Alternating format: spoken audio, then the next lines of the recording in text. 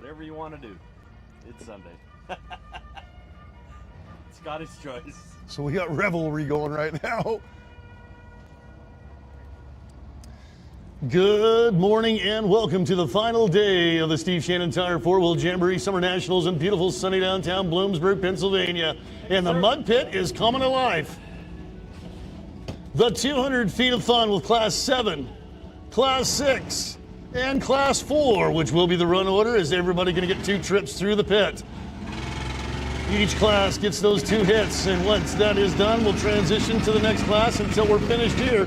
Then we go across the racetrack over to arena, the other side of the arena for Tuff Truck Racing, and conclude the day with monster trucks racing and freestyle.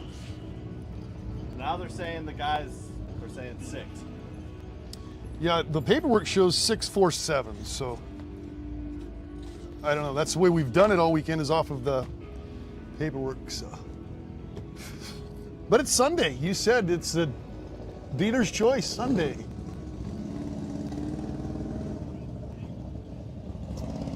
Folks, and Copy that. 647. Yeah. Okay.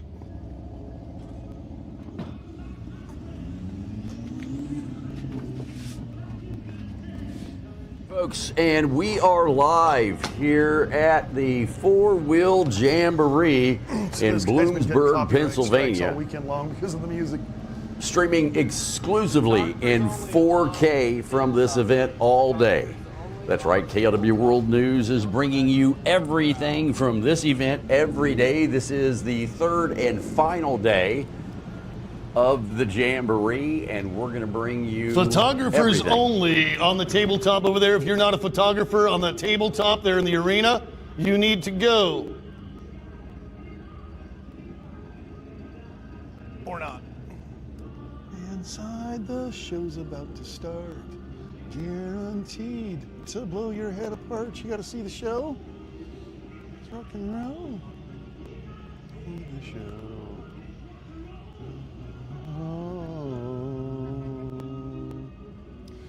Okay, it's time to get him up on their pit here, Scott.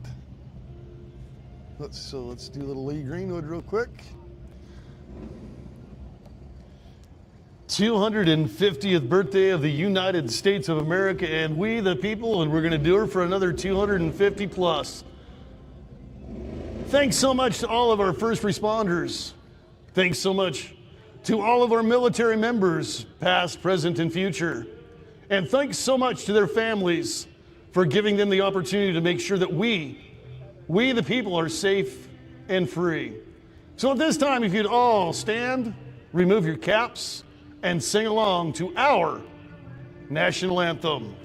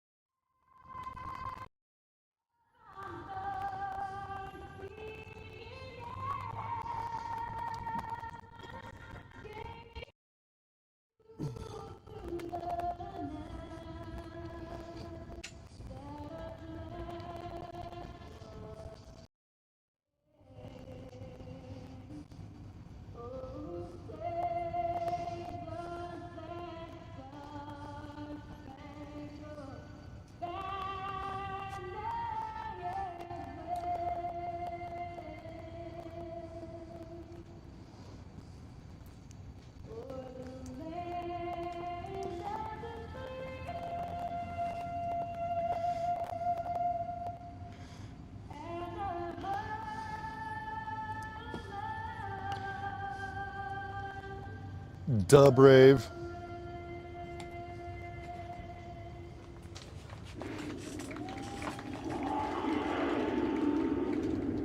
All right, first one to the line.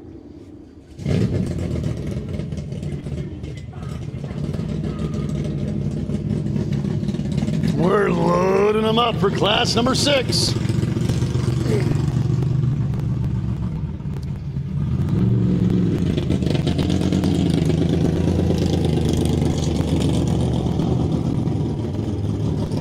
Class 6 is the Megatruck Open Unlimited class. Military, industrial, or 2.5 ton or larger axles, ag or V-tread tires are welcome. This is going to be Ed Hildebrand from the lethal remains, the 1970 Jeep CJ5. Ed Hildebrand has been here to the Bloomsburg Jamboree for many, many years and trying to get himself into the money here on Sunday as we go into the last session of Mud Pits. It's going to be class 6, 4, then 7 to conclude the weekend in the mud bogs.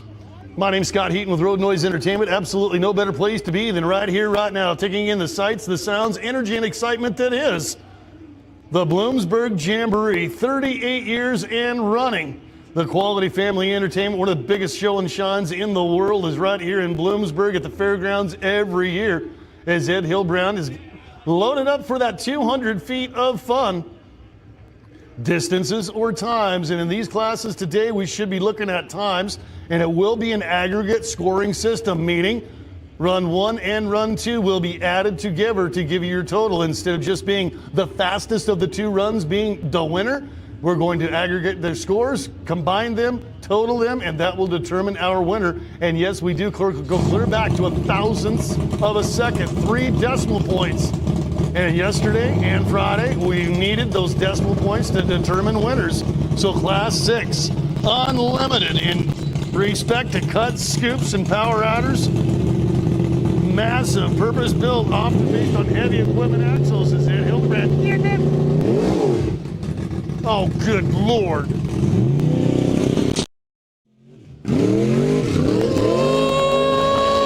That's the coolest thing all week. That was the coolest thing all week. Boom, diggity, Ed Hildebrand. That's how you bring yourself awake on a Sunday morning. Oh, we had the Ram Demption monster truck from Hall Brothers producing about 1,650 horsepower yesterday over on the front stretch of the racetrack. Try a power wheelie like that and didn't even get the tires to breathe a little bit of daylight underneath them. And we just stood that Jeep straight up and down, old Ed Hildebrand in the 1970 CJ5. If that's the way today is going to be, I'll take it. That was a good one. Official time of 5.243. Hey, do you have a pen I could borrow?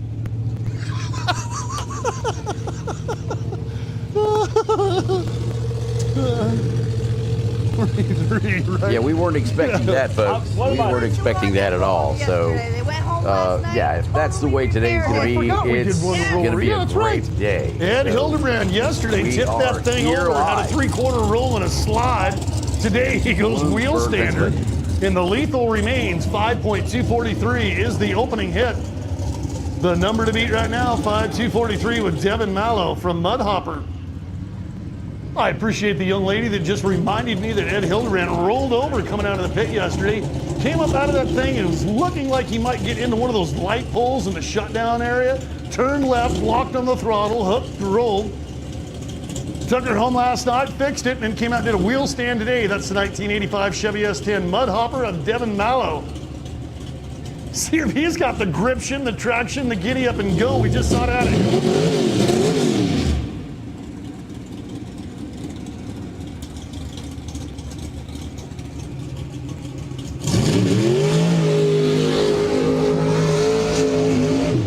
And there is going to be one of the fastest passes of the weekend, 3:71 and 5.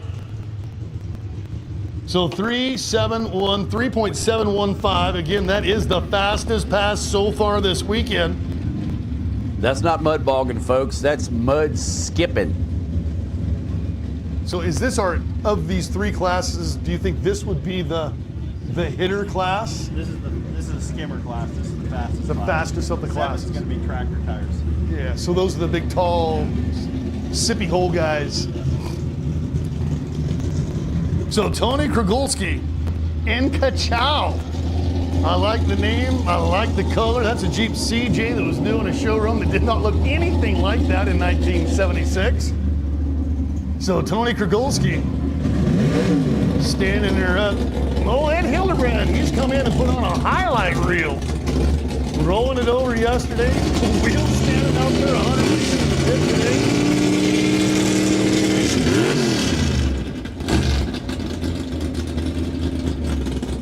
Ka-chow!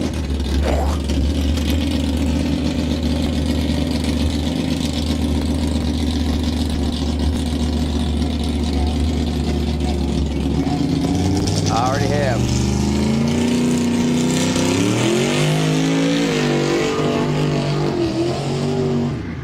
Staying right up on top of the pit to a 4.017. Just about down into the threes himself was Tony Kragulski. Devin Mallows, the first of the weekend, into the threes, with Patrick Hildebrand coming up in the Rude Awakening, the 46 Willies.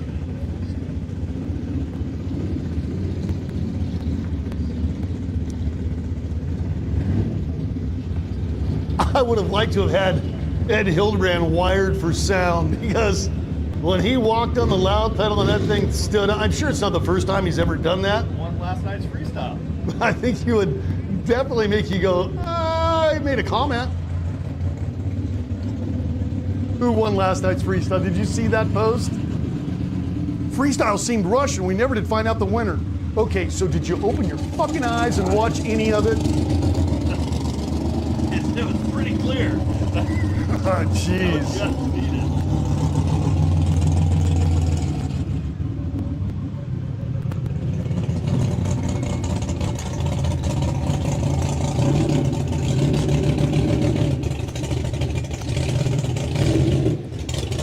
So as Hildebrand in the Willies rolls up, reminds me of a West Coast tough trucker named Mike Nuis, that championed those Willies for many, many years. As he gets them staged up for the 200 feet of fun, remember it is electronically scored on the timing system. On time, not distance, that's manual.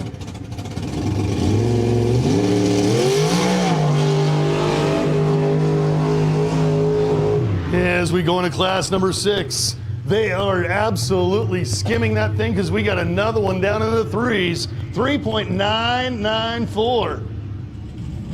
So 2 drivers have broken out of the 4s into the 3s, with Brad Chestnut and the Antagonizer, the 94 Ford Ranger, coming up.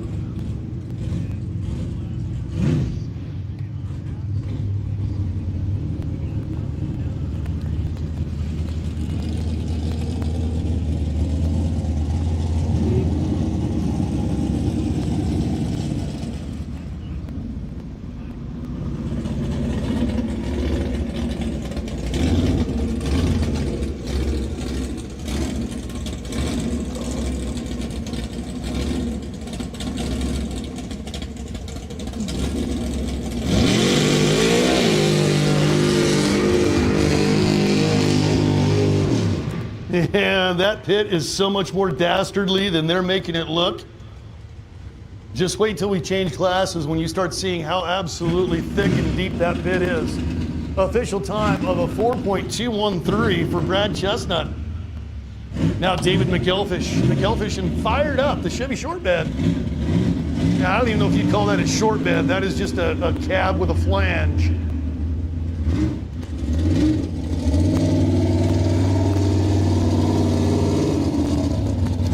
How much do you suppose, like those mega trucks, what do you think a tire weighs on one of those?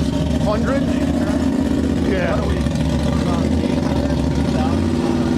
Yeah. Really, that much? A lot of rubber on them. That's true.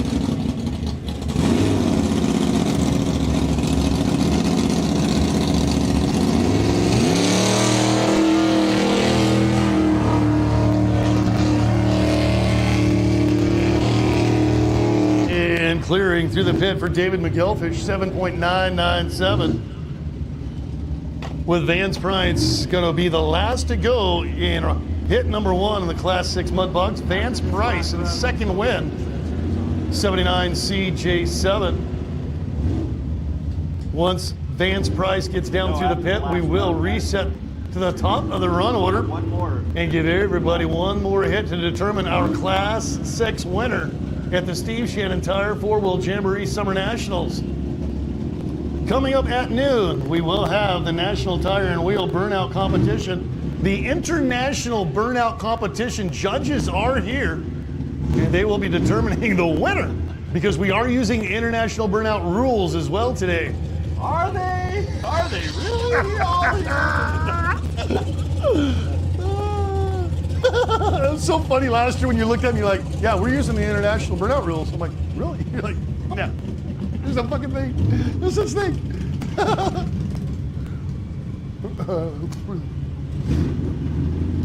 I left that goddamn microphone case in the golf cart yesterday, and I was sure there's no way it's still going to be there. It was. I was so relieved. It's like, I don't want to buy that fucking Mook $100 microphone.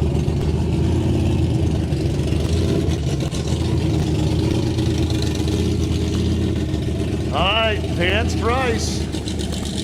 Second win Jeep. He might need it here at the bottom of the run order. Need that second win. Need that reprieval. Need that reprisal on a Sunday morning. Imagine what the neighbors are thinking right now, sitting around having coffee. We just about had another wheel stander, and we might have a new leader. Nope. Time to beat is 3.715. Time was 3.820. Just shy of taking the lead by 11/100ths of a second that time. So right now, Devin Mallow is our leader going into round number 2 of the run number 2 of Class 6 mud bogs. Fucking bugs are.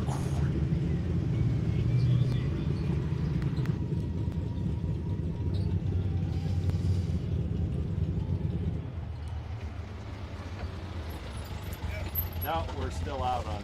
We are done with class number 1. They will go and New sensor, finish sensor still out. get that timing system ready to go for run number 2. Hey, what? Excuse me? Right over here, underneath the trees. Yep, keep going until you see an easy up, or a honey pot. Lead to.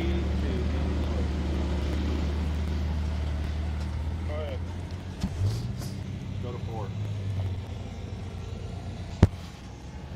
I don't have any medical out here.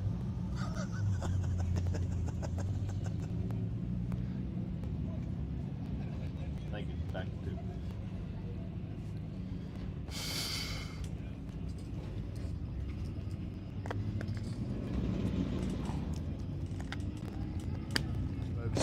And we've got a mic right in the 2000 in announcer Sturgis. booth. We did those 10 events in 10 days, and one of the things they had me do was that mixed martial arts. I made 3 bouts. It was like Still showing X. 8 or 9 bouts that night.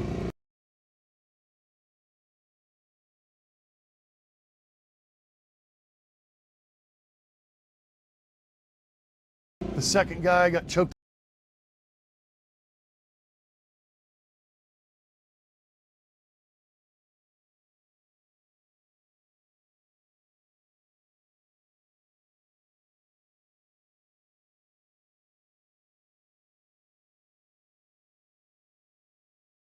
So goddamn brutal. Yeah.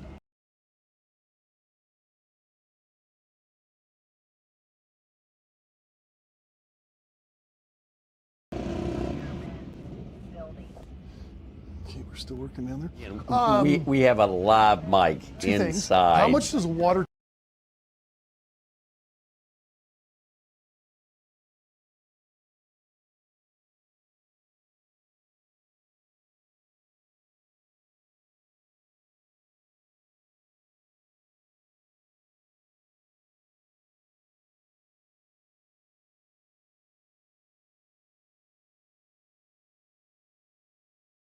Or the 600 a day. So anyway, we're going to continue to bring you live coverage here of the four-wheel jamboree in Bloomsburg, Pennsylvania. I believe they are working on some timing issues right now. We're on As soon as competition. that's That's why I'm getting all that. done, we are going And to then, yeah, if you're metered, go right back to and when I say metered, I mean the action here. As you can see, City water. they're working on the timing lights. So then that's whatever they're Make rated. sure everything on their end is working And they appropriately, have perfectly, suction, so if all I of that other rented good one of those stuff. and rolled- it's going. So as soon as they get all of this working again, we will be running again. Start again. This is the third and final day of the four-wheel jamboree here in Bloomsburg, Pennsylvania. Next weekend, we'll be at yet another exciting venue. So we look forward to you joining us there as well. If you like the content, hit the thumbs up, share us out on your social media. Currently, we are exclusively the only news organization, or organization for that matter, any organization, streaming live in 4K Do they from have this a, event. So intake. again, this is pump? exclusive So you can, like, KLW throw a World hose into the News river content and- here in 4K.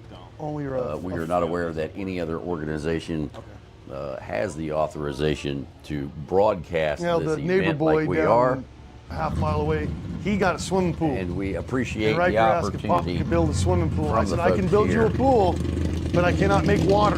So, a So lot now I going have to on. figure Looks out how I like can we've rent got the truck, the get water timing system fixed, anywhere else in my as we well. are now seeing cars or 4x4s approaching the entrance to the mud bog. Or rain for rent, they call it. Yeah. Again, I believe this is class 6. He did a wheel stand just a little while ago to a 5.243. Watched him roll over yesterday. Oh, Oh, but he got sideways the in wild it today. man Ed Hildebrand. He is a walking highlight reel. Every time he gets in the seat of the truck, there's something new and different that we haven't seen out of anybody else all weekend long. Ed Hildebrand, he is a viral sensation on the internet. He's got to be. 5.243 was the original number. He went 10.56. All right, so we got that. This 5.243 plus.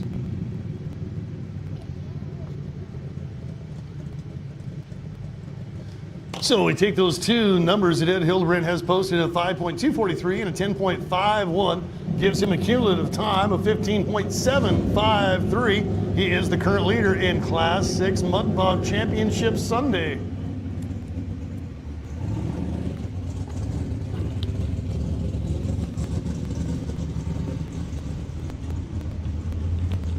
Well, I'll have to look and see if Spokane's got a water delivery. And if they want $9 a gallon.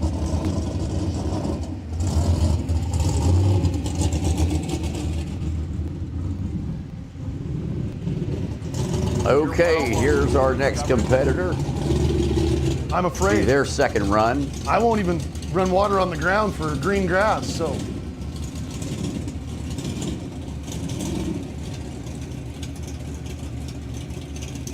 Here is the class leader, Devin Mallow, 3.715 in the S10 Mud Hopper. Got a little squirrely and out of shape, had to pedal the thing like he's in a funny car. So Devin Mallow, he went from the penthouse to the outhouse on hit number 2 because that is going to severely limit his opportunity to be able to win the Class 6. Distance plus time. I still haven't figured out what the algorithm is to be able to combine a time and a distance and see where exactly you would fit into the finish order. 99.1, 99 feet 10 inches, excuse me, 99 feet 10 inches. So, I have a much cheaper solution for you. Okay. Okay. I have the world's lowest count that they've ever certified for a well. Okay. I'm in a bad zone, so. All right, folks. So again, we are awaiting Gallon a minute. this driver to be retrieved. Now, it's kind of interesting. The policy is if you don't hook a cable to your vehicle for them to pull you back out of the mud pit, well, it's Cistern. kind of up to you Pump that. to put the hook on the back of the vehicle. So my well is based off my cistern, not my So well.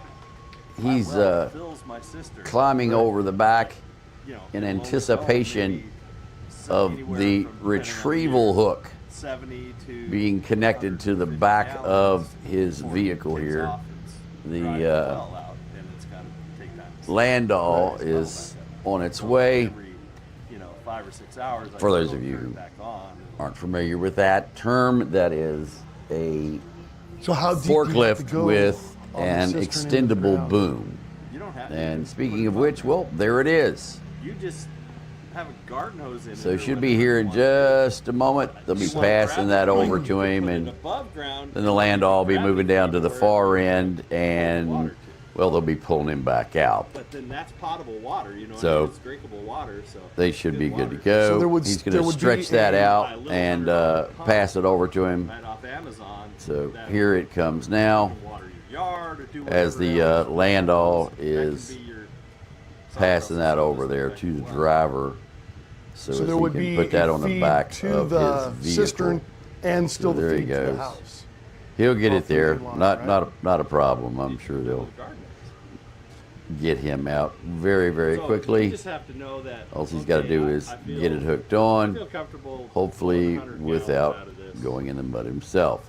which Well, looks like he's whatever your got pump that is, figured whatever out there, it's rated even at, providing right? one So of if it's 15 gallons the a minute forks or on the 7 forklift gallons for a minute, stability.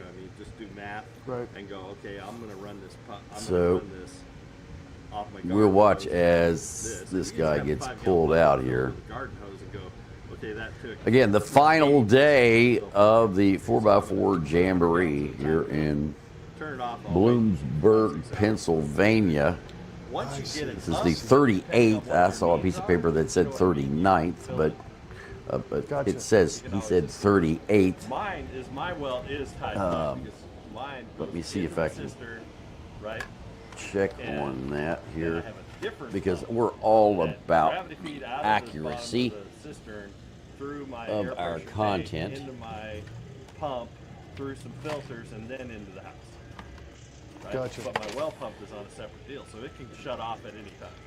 So the well pump fills the thing. Not on that and one. brings Hold out on. water, it shuts I'm off. sure I've got it on one of these My documents system here, is still- Right, right. but where those I are saw less that than this 2,000 was bucks indeed for one of those giant cisterns. the 39th. That would be the way to go. Just- Well, and that would solve Well, a lot of the Oh, he's got it. Problem. They're not worried about potable. And they're I'm sure pulling him there's back out ones backwards or, there. A lot of guys. So let buy, me see if I can get the, ones,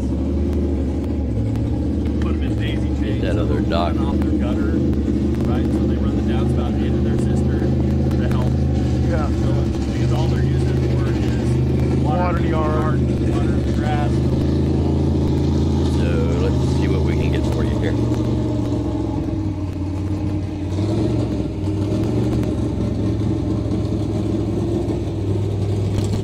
All right, so Devin Mallow, since he did not have that pullback cable, they rarely need it in this class, obviously.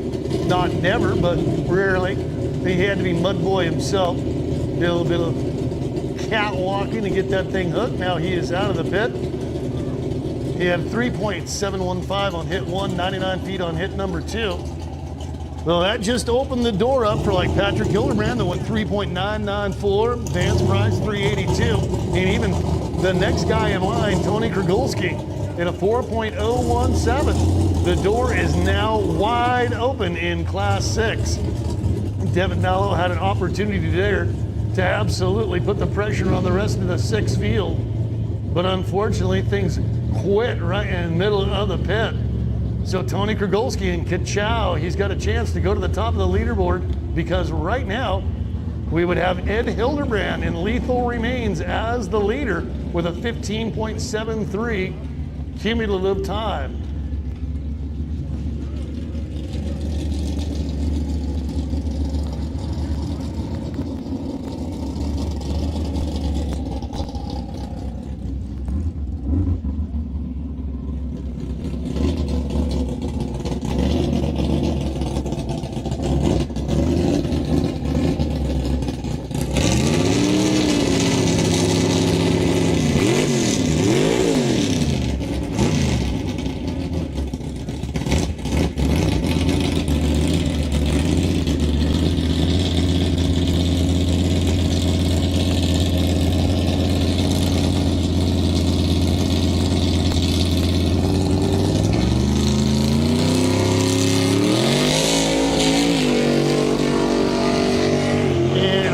Going to have a new leader. Tony Krogolski goes 4.210. So that will take him to the top of the leaderboard. 8.227 is now the combined time to beat, with Patrick Hildebrand coming up.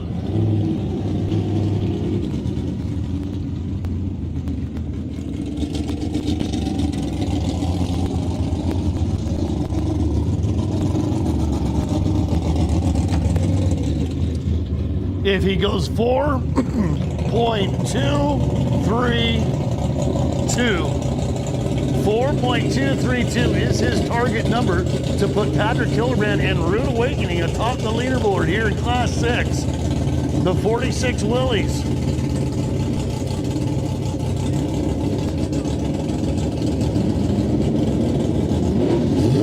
.232 is what he needs.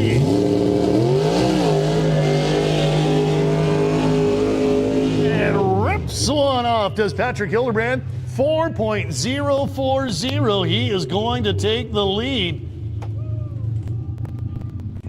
So Patrick Hildebrand, 3.994, 4.040 gives him a total of 8.034. So the new target number for Brad Chestnut, David McElfish, and Vance Bryce, 8.034, and anything 33 and under, going to give them lead. Brad Chestnut's antagonizer, the Ford Ranger, went 4.213. He needs to go 3.80, 3.820 if he wants to be the leader. So Brad...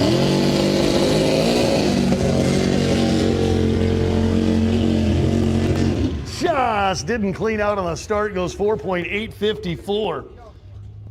So he will not usurp the leader and be able to hold that spot with 2 to go.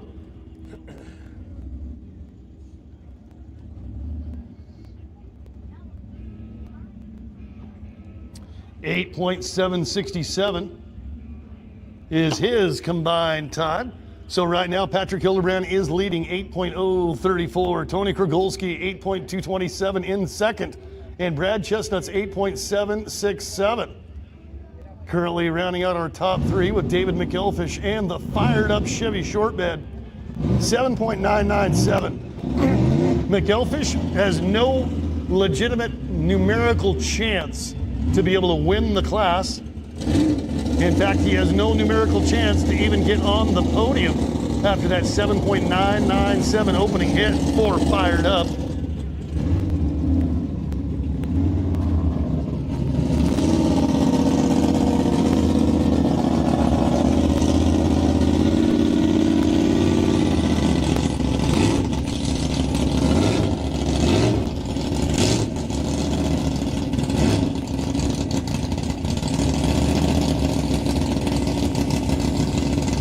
Don't see that anymore.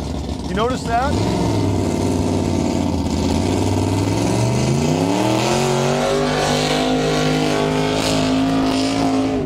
Purge the nitrous line there on the start with 4.346. Yeah, he's going to be very disappointed with that run 1 pass because he could have been in the game with a couple of those 4.5 second runs. Ends up with a 12.343 total time with Vance Price coming up. Vance Price can take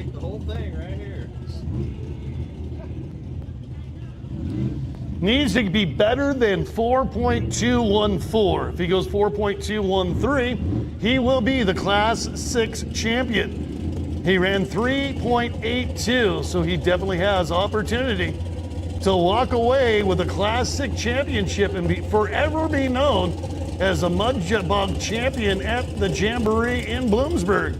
3.820 round number 1 for the second win, Jeep CJ7.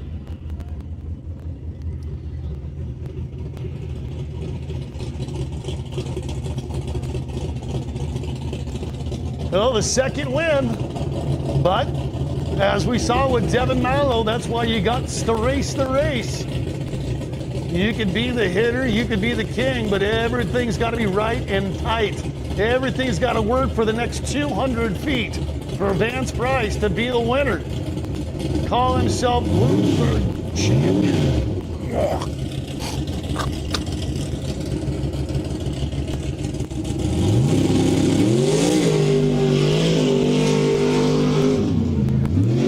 Got a little bit sideways, chopped the throttle, but still ended up at a 3.932. So our winner in Class 6 will be Vance Price, and second win. 3.932. Gives him a total combined time of 7.752. So good on you, Vance Price, winning the Class 6. In second will be Patrick Hildebrand in Rude Awakening, but at 8.034. And then third will be Tony Kragulski in Kachow, 8.227.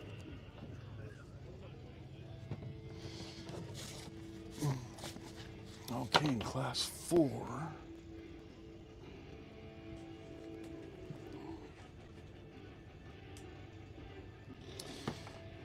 Class 4, the modified and super modified class. This is a 54-inch and smaller DOT tire class. No nitrous, turbos, or superchargers like we just saw in that skimmer class. That's one of the things about nitrous lines. They're for a long, long time. Anybody that was wanting to run in a NOS bottle, they always purge the line. I don't run NOS. I don't really know anything about NOS, buying it, installing it, etc. But one of the things that has to have been happening is either the systems have gotten so much better that you no longer need to purge the line, or NOS is so stinking expensive that you don't want to purge the line because that's just wasted money.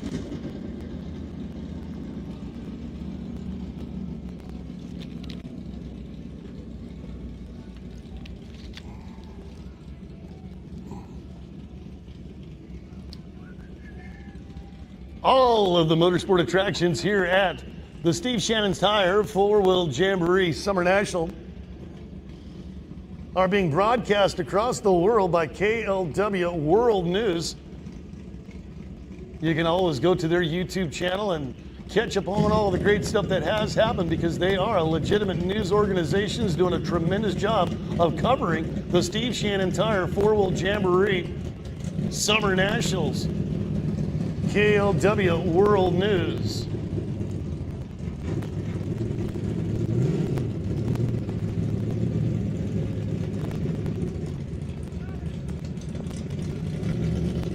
So we're going to go to Class 4.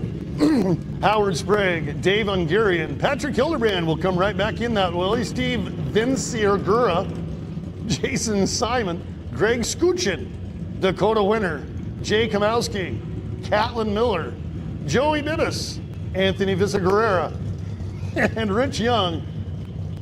I apologize to both Anthony and Steve. I'm trying. Vinciagurera. There we go. Vinciagurera. I'm going to go with that.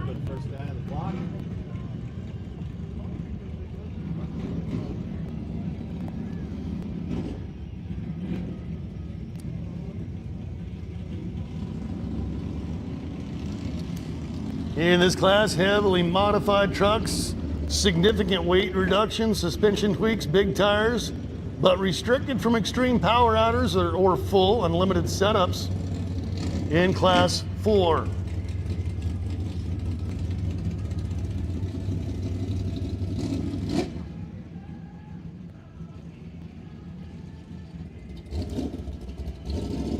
That was the silent mode there for a moment. Propulsion. Stealth propulsion.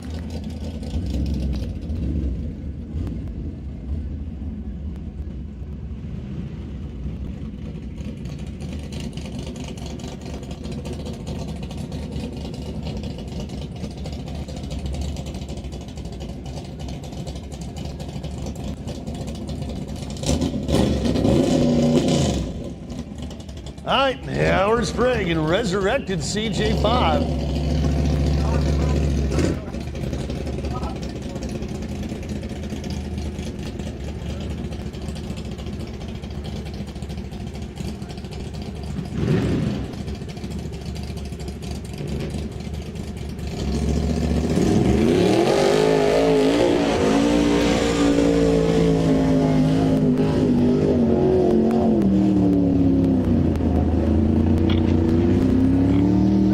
Fighting it out.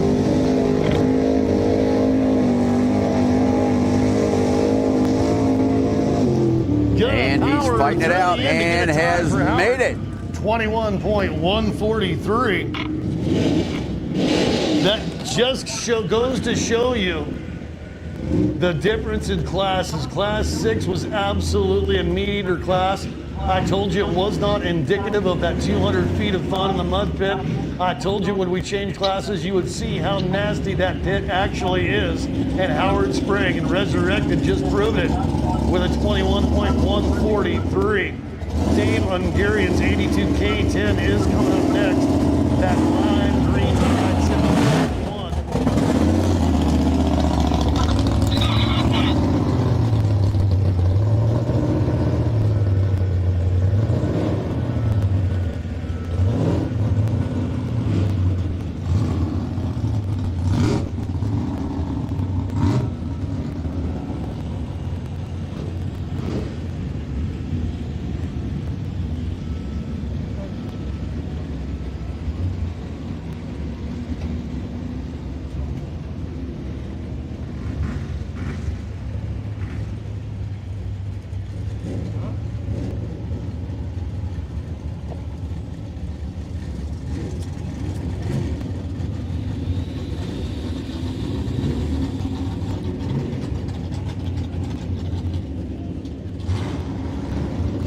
So as the lime green A10 comes around, Dave Hungarian.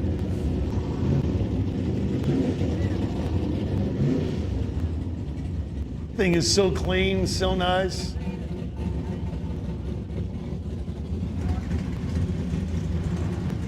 That truck is about to become lime green and brown.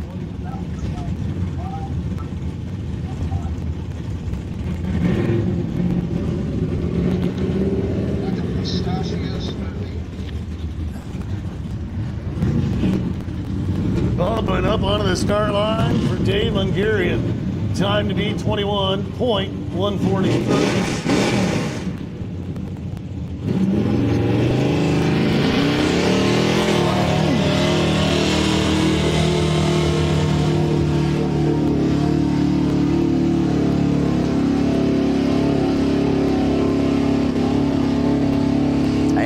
Fighting his way through there, folks, and he's made it. At a 16.438. So Dave Hungarian, for the moment, will be atop the leaderboard as the pullback crew does their thing. Once again, coming up at 12, we do have at noon the National Tire and Wheel Burnout Competition, utilizing those international burnout contest rules. That'll happen over on the other side of the arena at the grandstand. At the conclusion of that National Tire and Wheel Burnout Competition at 1:30 today, stock tough truck racing and side-by-side brackets. Then at 3 p.m., monster truck racing in freestyle, and that will also include the modified tough truck racing bracket to conclude the motorsport attraction at the Steve Shannon Tire 4-Wheel Jamboree Summer Nationals. And Jeff is going to ride for how long today? Don't forget, we do have the Monster Ride Truck Experience. My old buddy Jeff is over there with a Sergeant Smash Monster Ride Truck. If you've never taken a ride on a Monster Ride Truck, I encourage you to do so. It is simply better than any carnival ride that you've ever been on. When I was a kid, the carnival ride that was the scary one was called the Zipper. Then I went for a ride on a Monster Truck Ride Experience. I was more scared that we were going to crash 3 times. At least 3 times in your ride, you think you're going to crash. I'll guarantee that. So if you're a naysayer, go get on board. It's better than the Zipper, I promise. Patrick Hildebrand and the Rude Awakening.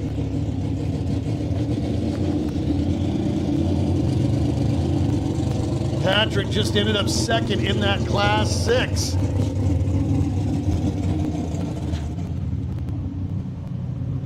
Running an average of 4 flat. He had a 3.994, he had a 4.01. So Patrick Hildebrand, on paper, should rocket to the top of the leaderboard here in Class 4.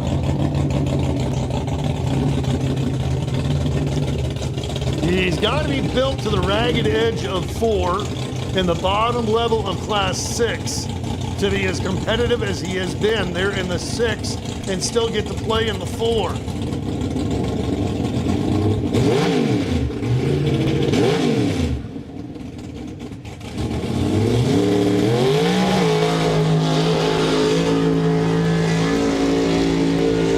And the skimmer skims to a 5 flat.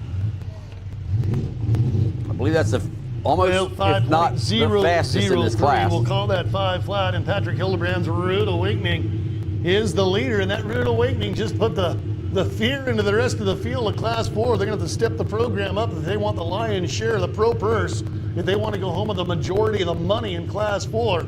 Patrick Hildebrand is going to be one to be dealt with as Steve Vince Guerrera. Gates of Hell, the 1986 Jeep CJ7, the first time we've seen that particular CJ in competition this weekend.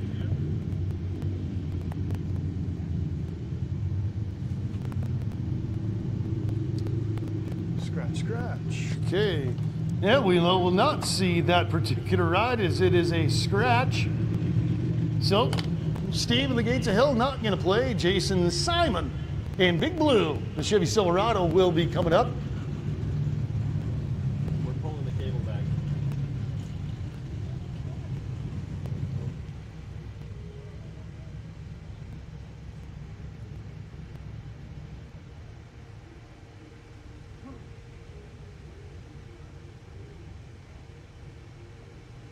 Copy that.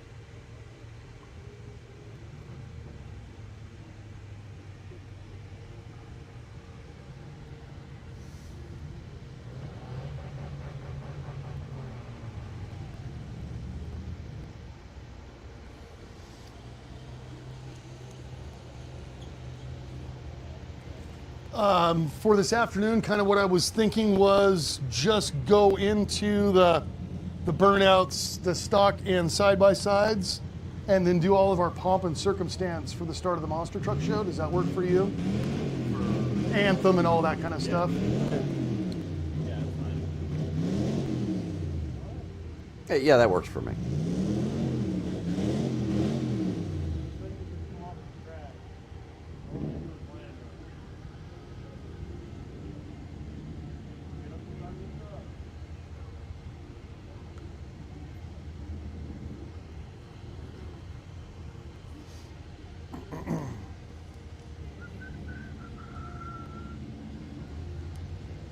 So as the pullback team has done their job, got that pullback cable extricated from the 200-foot pit of fun.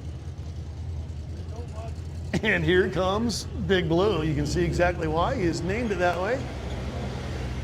As he'll roll up onto the line and get himself ready to go into the pit for the first time this weekend. Oh, excuse me.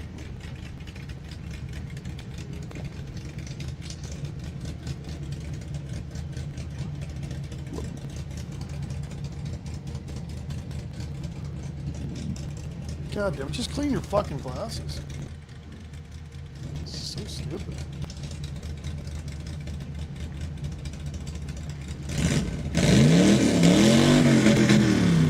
What's this guy doing?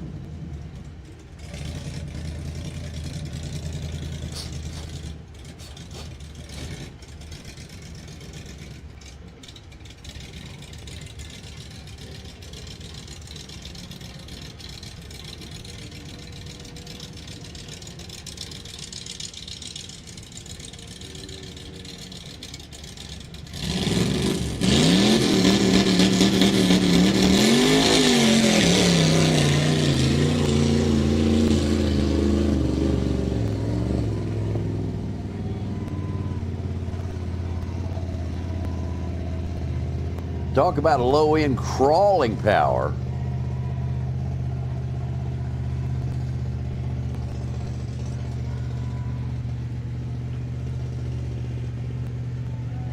He could just reach out the window and beat on the side and get it through the there. pit at 26.983. I like the fact that Jason Simon brought his own cheering party. I could hear them clear over here. And that was just audio for their social media video. You know that.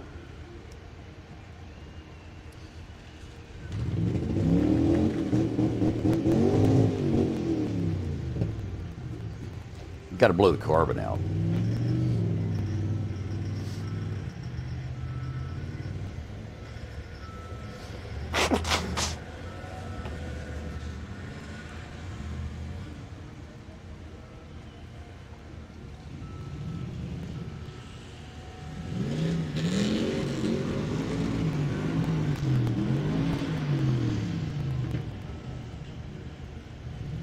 I don't recall seeing that hanging down. I'm going to go try and and find one of those little radio things like you have in your WHR box. Because this sort of thing, I do, quite a little bit of this kind of a day, and just be able to plug that thing in and just let it roll is way better than having to fiddle dick with stuff. The only thing that keeps me from jumping right on it is the commercials. But I suppose I could do the Spotify, pay a couple bucks and have that. Well, that's not the same thing then, is it? Yeah, I gotta figure something out. Greg Scochin, the Midnight Mutter, Chevy Scottsdale. He's been into the pit earlier this weekend in a different class as we went through all of these are the last 3 classes of the weekend that we've got in the pit this morning. Certainly hope you guys have been taking advantage of all of the great vendors and sponsors, the race day specials that have been going on out in the vendor row all weekend long. I'll certainly hope that you guys have been through the show and shine. Is absolutely phenomenal. It's been a tremendous weekend here in Bloomsburg. Wonderful Sunday so far, blue sky and sun above, light breeze, currently no humidity, and I can tell you if there was humidity, I'd know. So Scochin.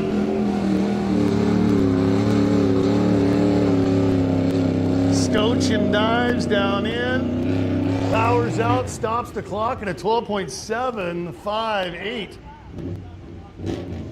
So that 12.758 is going to currently take him into the number 2 spot because Patrick Hildebrand's rude awakening was a rude awakening to the rest of the class that, hey, you're going to have to pick up your game if you want to get into the big money.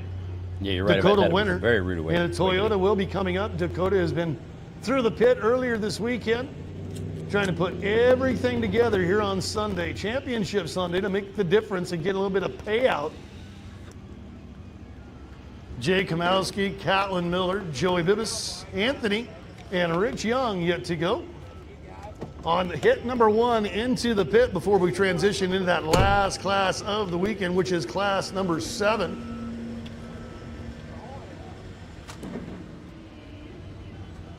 Welcome to the jungle.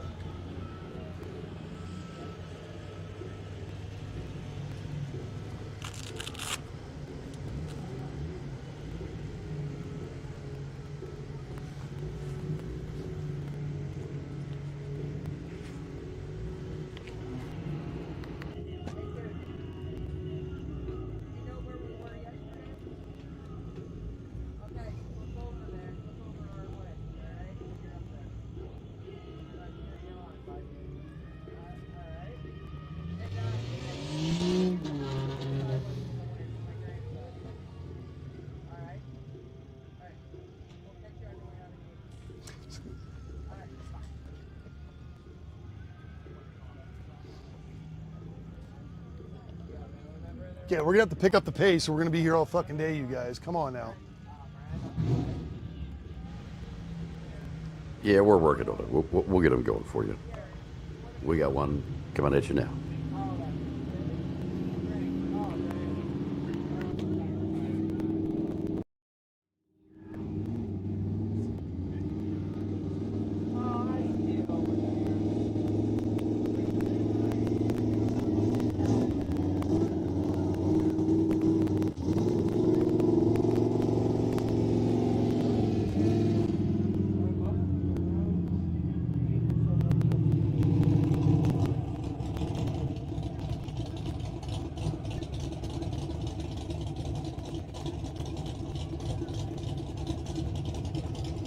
So is that what they're calling a 3-link? The way that comes off to a central point in the middle? Oh, no, it's not. That's 4. That's just the widest I've ever seen it. All right, Dakota winner in the 85 Toyota. Scoop and step side. Gotta get down towards those 5s. Give himself a chance to hit number 2.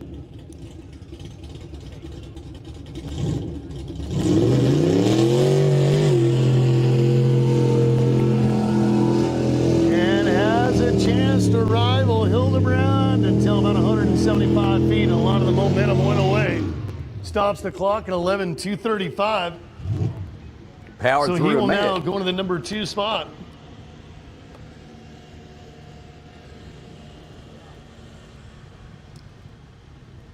So when I was chatting, I went over and talked to the puller guys.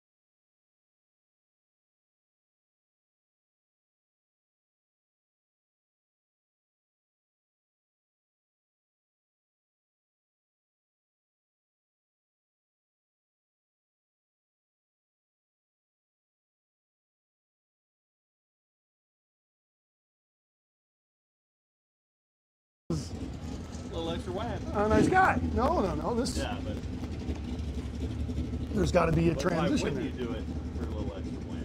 Yeah. Business, so. Everybody needs a little walking around, money. Yeah. All right, folks. We should have our next competitor coming up here in just a moment. Here we go. Yeah, this Trying to new get the NHRDA cable people, Randy told out of the me you way better get a here, service so agreement with is these that guys, some kind of contract. I went, all right, I'll he think can about come it. up and hook to it. Here he Call me comes. up, Sturgis, end of the month, wants us, we're gonna go. I called the lady last week, I'm like, hey, I haven't seen anything for Sturgis for travel. Oh yeah, we're not doing that. I sure would like to have known because I've turned down 3 jobs because I was scheduled for you. All right. Chevy Square Body coming But up the here. guy called me, and I give him props. Gotta love He these called and square said- bodies. He started into a blather spiel, Got 2 and he of just them stopped myself. himself, and he said, dude, I just forgot about you. Inline I'm like, 6 in the okay, camper you know what? special I'll accept and this. a 350 I was just like, small you block. forgot. I get it. But it's way much better than The blather, blather, 3500. blather. No. You fucking forgot. As this is about to become orange and brown.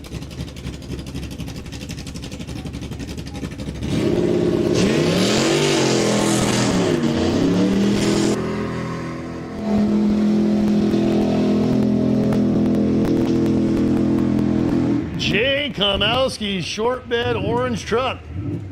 Posting a time now into the second place of a 9.721. Comes out of the And as other you end can looking see, like they're TC's expelling helicopter. a lot of that water that's been sitting on top. That's going to be a little more difficult. For these that are not able to get up on top of it, you get down in that sloppy wallowy pit, been dredged around, stirred around by the excavator. You can already see some of the whoop-de-doos, the Humpty Dumps starting to develop in the racetrack, especially they're off of the start, down into the pit about 20, 25 feet, and there's a big roller in underneath the surface, getting everybody a little bit of a hiccup before they can get back into the power. Motherfucking bugs. That excavator's making the pit look like excrement.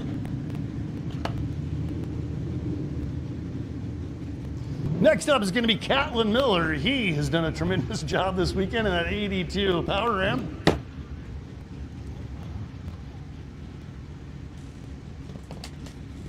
Yeah, I got to find one of those radio things.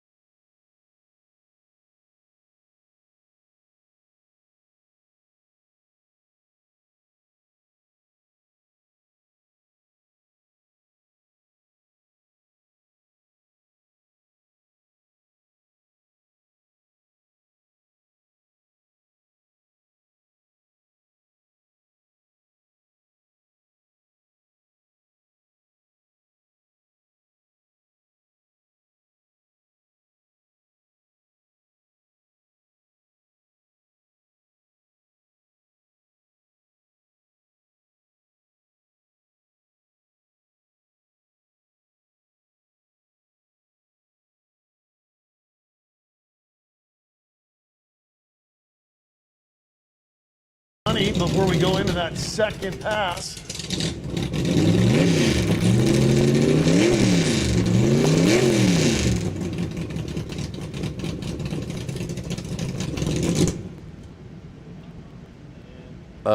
Is that considered a false start? He hasn't broken the beam yet. It's the shortest run I've seen on my life.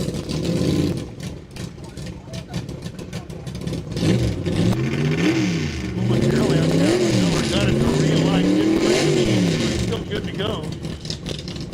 The 82 power amp.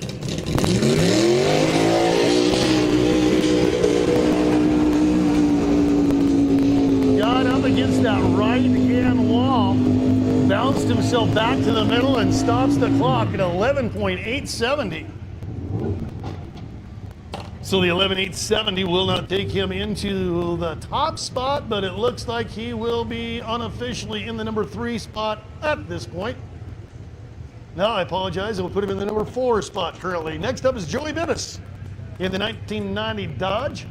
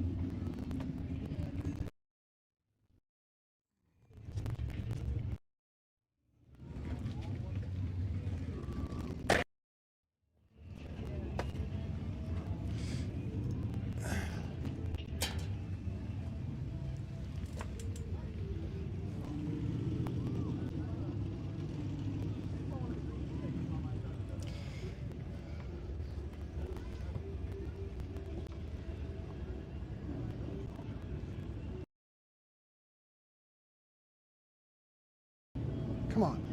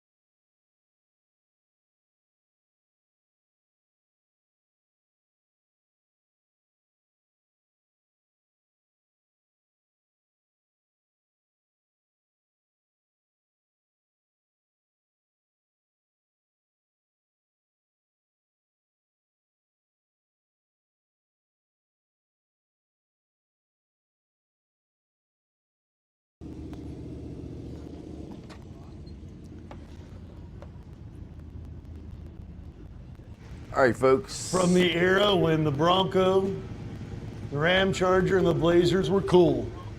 Joey Bibas is 1990 Dodge.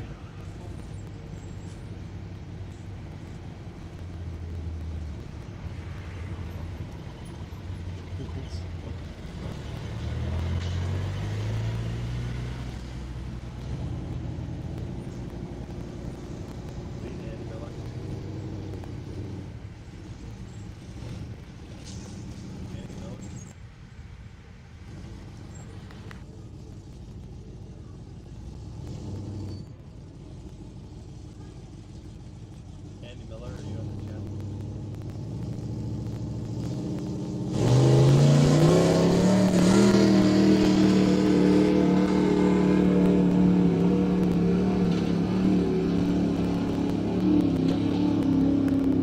Gonna wallow his way through on the Ram Charger.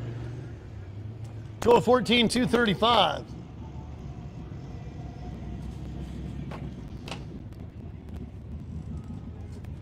Next up, I believe, should be Anthony Vincent-Guerrera. Steve was supposed to run earlier, but he scratched out so the kid could run. So the CJ7 will be coming around with Anthony. Currently, our number one time that has been posted in Class 4 is the 5.003 of Patrick Hildebrand. Then Jay Kamowski at a 9.721. And currently sitting in that number 3 spot unofficially is the 11.235 of Dakota Winter. So this one is going to be interesting. Outside of what Patrick Hildebrand has done, everybody else pretty much could cover him with a beach blanket.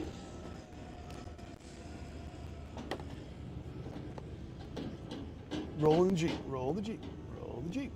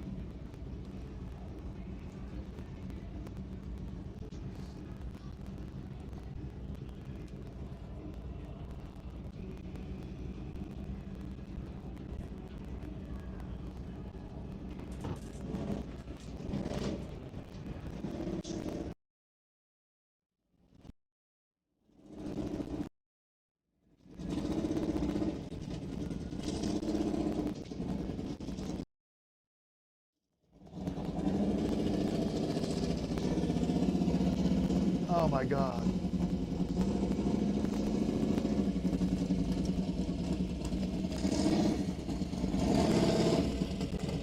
Oh, this is going to be a joke. We're going to give you some American idiot here.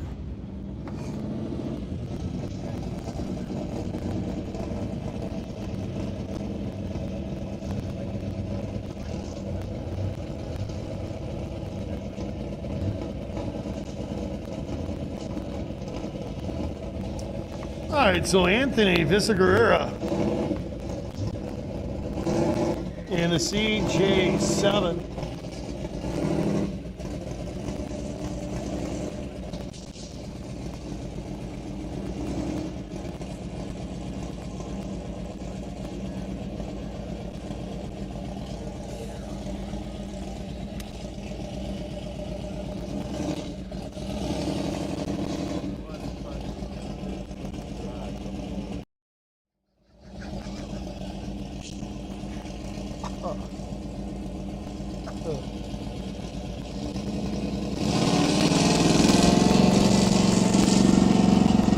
I knew it. I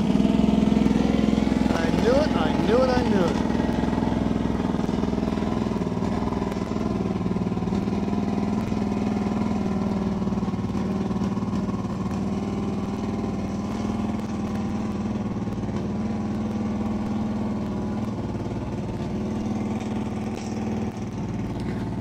Gonna fight his way through, does Anthony.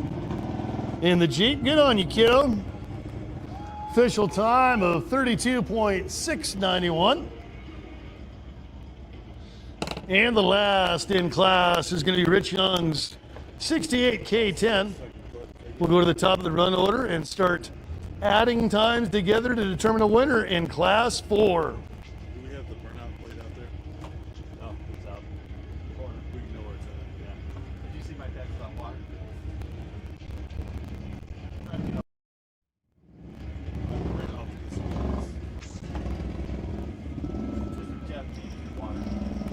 Looks like it was supposed to be over the last.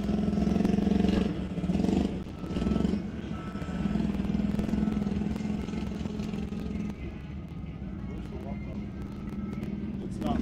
It needs fill. It's filled. No, it's already full.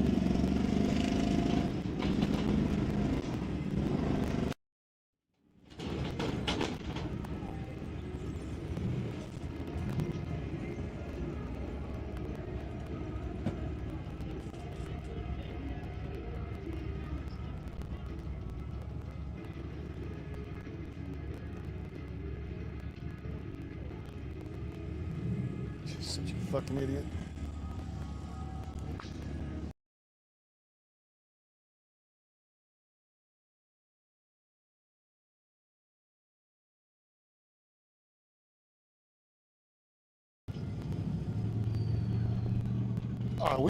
We got to pick up the pace, you guys. As we pick up the pace on this next run.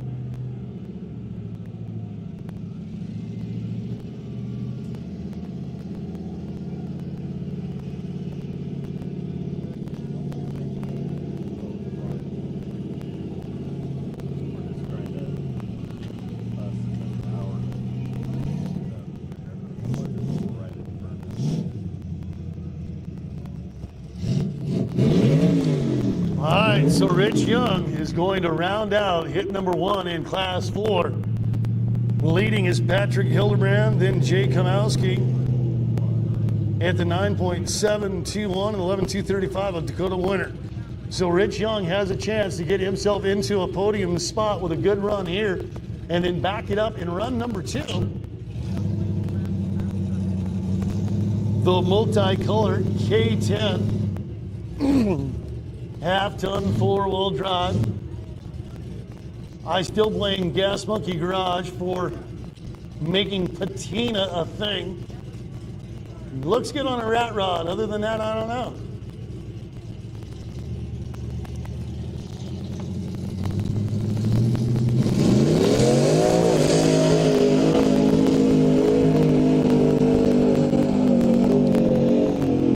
Wallowing out the opposite end is Rich Young. Stop the clock at 11.059. So that 059 is going to be good enough to put him into the number 3 spot. Money after round number 1, but can he hold on to it here in hit number 2 in class number 4? One more class coming up at the conclusion of 4. That will be our class 7.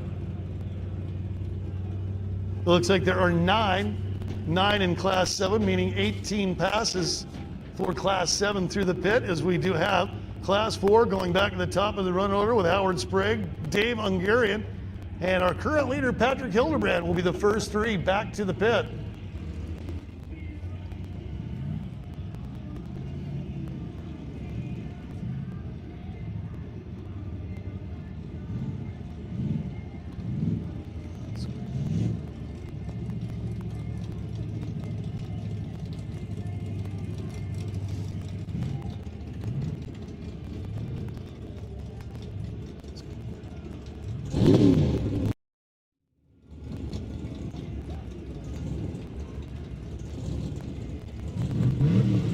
Bring him down while this is coming back.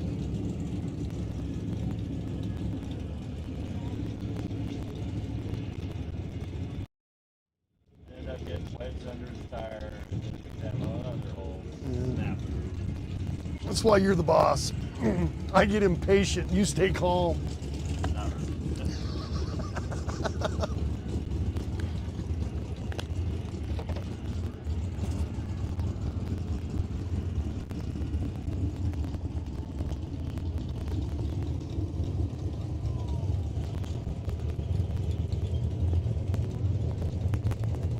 See, he could have been sitting up on the pad.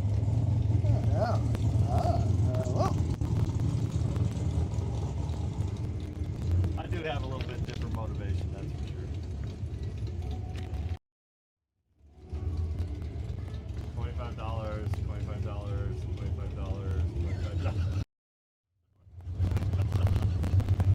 $25. And again, that's why you give them, because you want that $25 next year. Kind of like last night, I could have cut, I could have cut his pole off and said, no, we don't have time to deal with this. But, it's the first year for pole. We'll make it for our curve piece. It's a curve piece 10. So. Not the end of the world. And actually, I was really surprised on the crowd we got last night. It's a lot of people. That was awesome. Yeah. That's the best fireworks PM freestyle crowd I've seen here. Really? All right, Howard. Howard went 21.143. He has a lot to make up if he wants to get into the money. I think they pay back like 6 or 7 places. But this is where the critical part comes in, critical mass, where you got to put the hammer to it, you got to let things eat, you got to throw caution to the wind. Just throw everything at it on the last hit.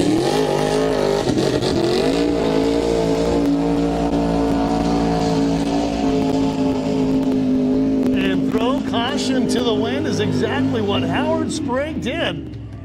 Hit a 15.3. We'll hold on that. Okay.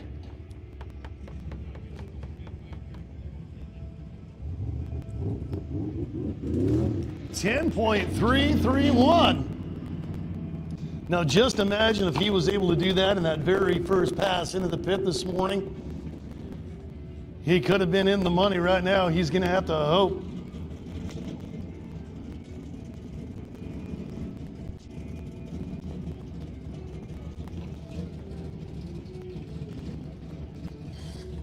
So Howard Sprague will end his weekend in Resurrected with a 31.474 combined time, 21.143, 10.331, makes it 31.474. So right now, Howard Sprague is the leader in Class 4 with Dave Ungarian's 82K10 coming up.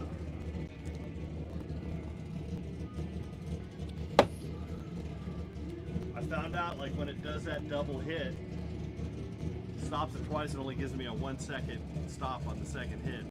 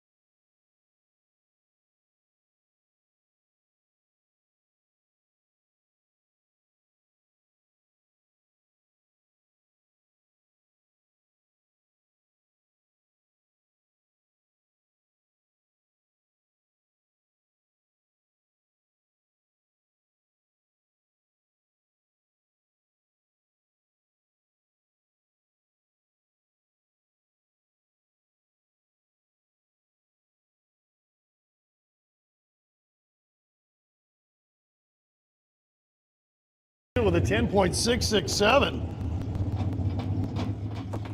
So all of a sudden, these guys have found their mud legs on Sunday morning.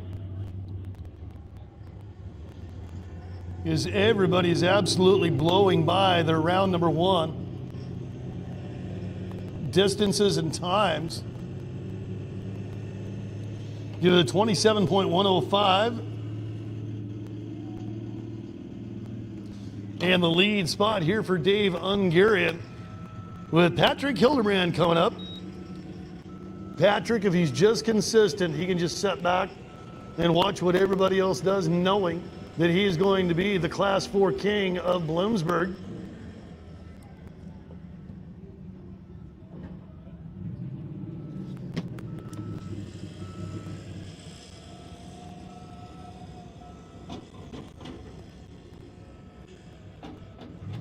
I didn't see anybody face down in the grass this morning.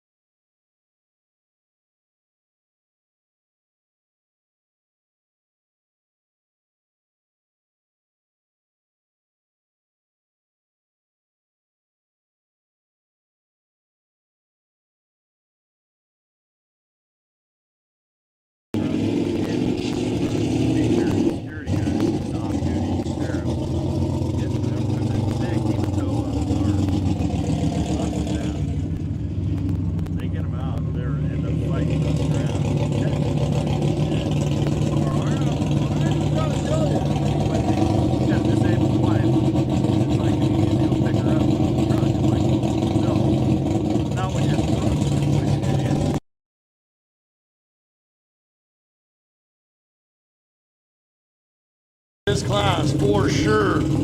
Patrick Hildebrand, the 46 Willies. Willie, be consistent. Willie post a number under 5. Willie get back down in the 4s. Could he get 3?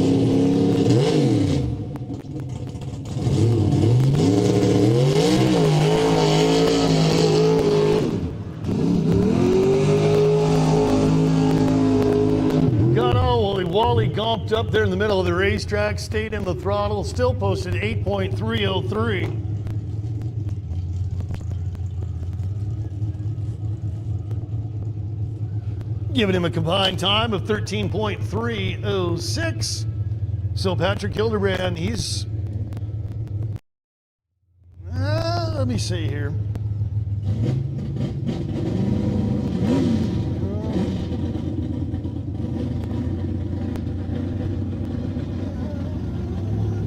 Yeah, the only one that's really got a chance here is Jay Kamowski in the orange truck. And he would have to go super, super low. He'd have to get down in the 4s to be able to usurp Patrick Hildebrand as the leader.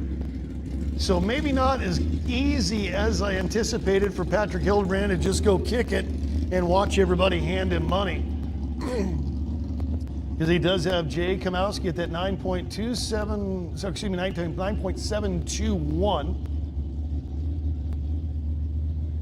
And actually, he did a little bit more math there. That would be a high 3-second run. That might be out of reach for Jay Kamowski in the orange truck, but you never know. That's why you race a race. Jason Simon in Big Blues coming up. Let's just fucking stop it, Scott. Just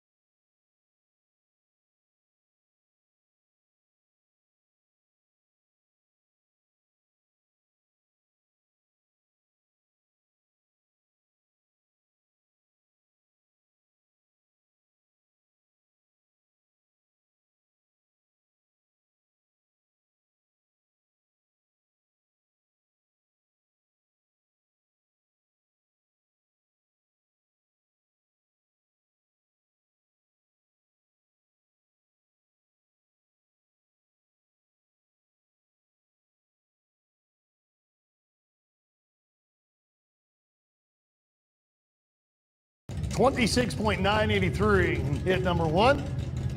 Anything under that with improvement would be a good thing for Jason.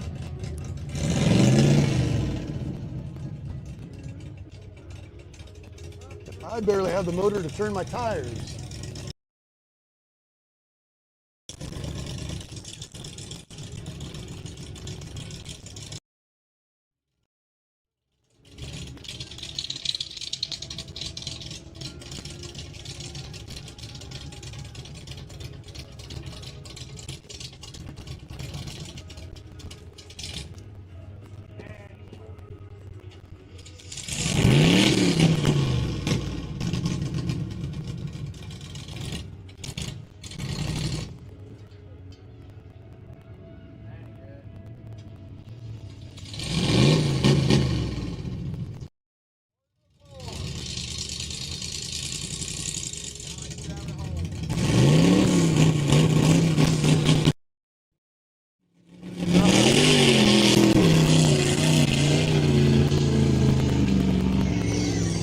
Yeah!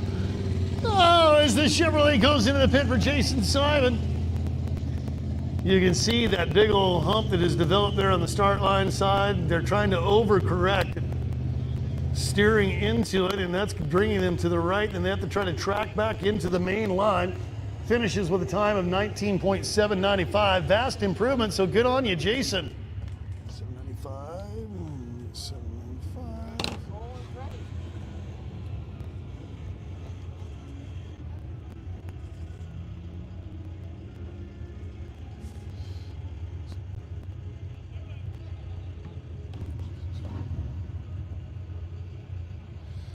So the 46.778 is the combined times for Jason. Greg Scochin's Midnight Mutter, the Scottsdale, with 12.758 last time into. As the pullback crew does their thing and gets ready for Greg to come up onto the pit as we're down at about the halfway point on run number 2. Class number 4, we do have that weekend still to go here in the mud pit, class 7, before we transition over to the international burnout competition. Tire and wheel.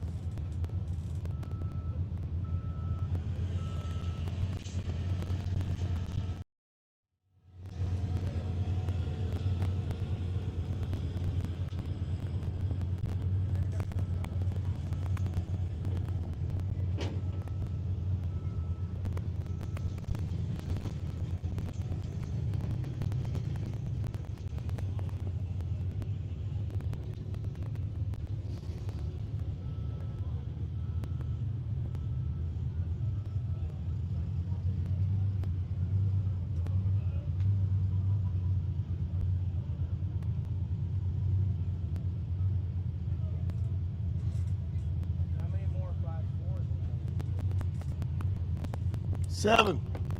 7 more to go on the Megas? Correct.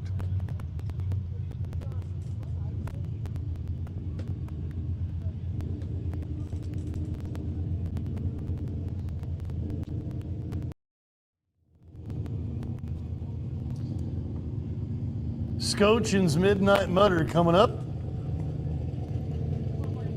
Dakota winner. He's next. He was there headed with a podium spot after the first pass. You're going to have to wicker up just a little bit if he wants to stay in the solid money and on the podium position. As we get hooked here to Greg in the Scottsdale Midnight Mutter. I haven't actually seen Jeff make a lap yet over there. What time was he supposed to start? He's supposed to start at 9. Don't forget about the Monster Ride Truck Experience. You do want to go for a ride today on Sergeant Smash. The Monster Ride Truck Experience is right over there by turn number 4 on the outside of it. Stop by the merchandise stand, stop by the King Sling tent. We have an autograph session coming up with Dennis Anderson at 11 a.m. So just under 30 minutes from now, Dennis will be at the King Sling booth there by the merchandise stand signing autographs. Time of 10.547 for Greg Skochin.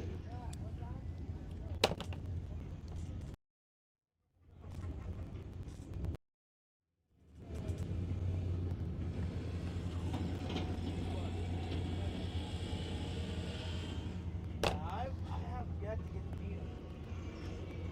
I've been waiting so long. The first day, they had a long yeah.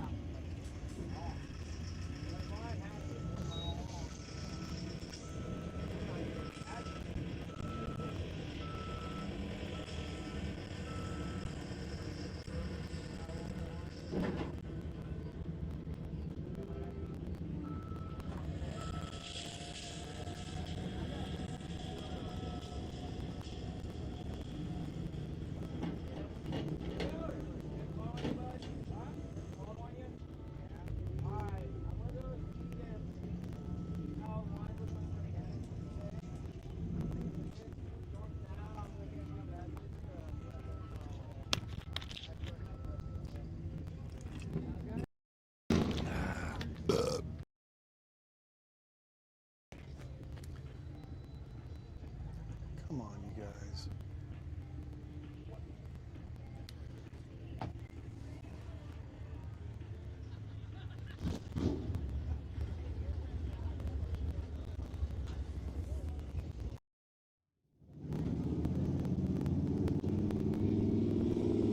So Craig doesn't do a hospital job anymore. He's just traveling now. He's got a friend that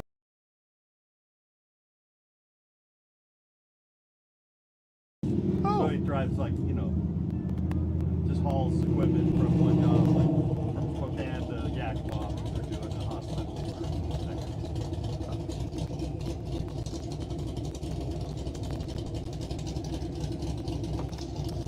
All right, Dakota, if you want to stay in the money, you better put a pass together right here. You're going to have to get yourself into at least the 10s, maybe the 9s to hold in some money. Dakota winner, the 85 Toyota.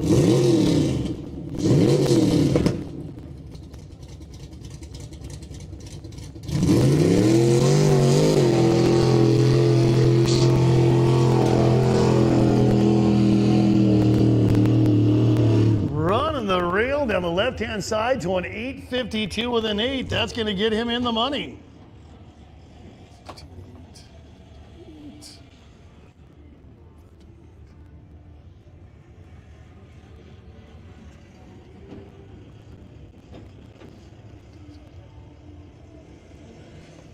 So with that 19.763 combined score, that takes him to the number 2 spot right now behind Patrick Hildebrand in his combined score of a 13.306. Jay Karmowski. Karmowski is coming up in the orange truck. The short bed Chevrolet went 9.721 in his first pass.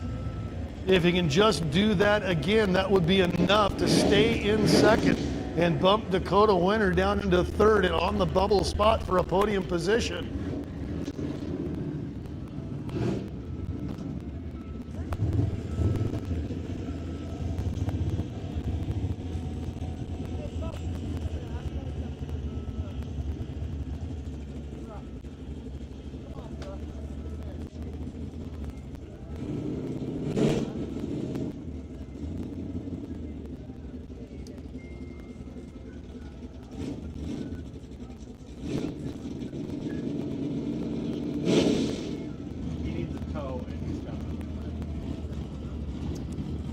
All right, looks like we got one dead in the water down there in the big end of the racetrack in the shutdown area for Dakota winner. So they have the backhoe coming down as a recovery crew to help out Dakota with Jay Kamowski of the orange truck waiting. Five hits left here in Class 4 before we go to our Class 7 and get them through the pit. Then over to the other side of the arena for the International Burnout Contest that is going to be sponsored by National Tire and Wheel. Stock tough truck and side-by-side bracket racing at 1:30. Monster truck racing freestyle and modified tough trucks at 3 p.m. is the last motorsport attraction of the weekend. And don't forget, King Sling Dennis Anderson has got an autograph session at 11 from 11 to noon.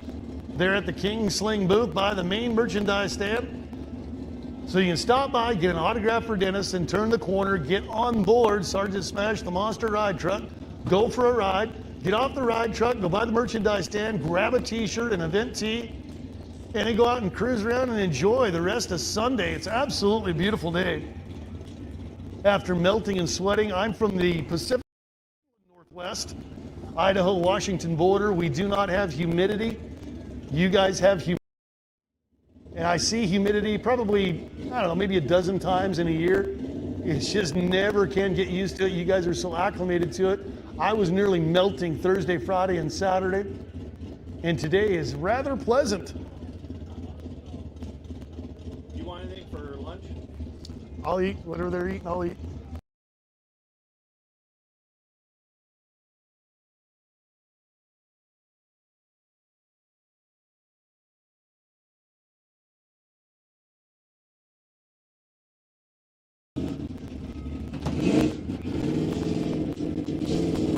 I think Sherry's going to bring something up about 12:30 up at the Chills Factory.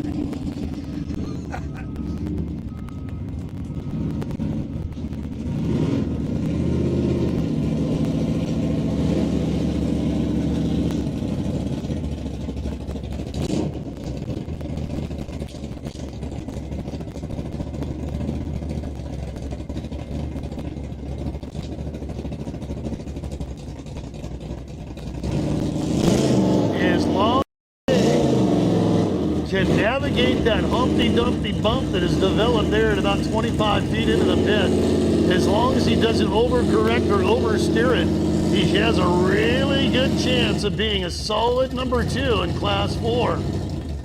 So the short bed Chevrolet Jay Konowski.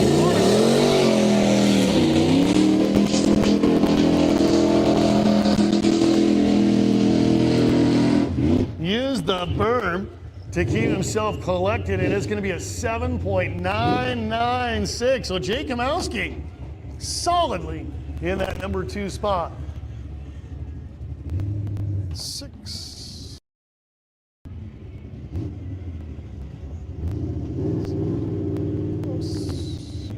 7.996. Giving him a combined score of 17.717. So that takes him into the number 2 spot, putting Dakota Winter on the bubble for the last podium spot at a 19.763. And that's still in reach, actually, for Catlin Miller and Rich Young. They still have a chance. Joey Bibas and Anthony, there's no way that they're going to bump onto a podium spot. But Catlin Miller and Rich Young still have a mathematical chance of moving up onto the podium.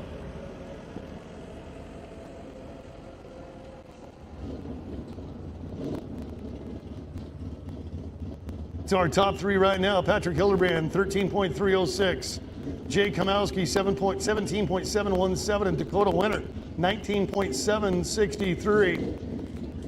With 4 hits in the pit left to go in Class 4, Catlin Miller coming up. Minus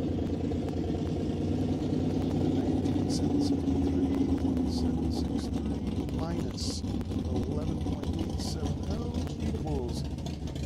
All right, for Catlin to get into the podium, he needs to post 7.962 or better.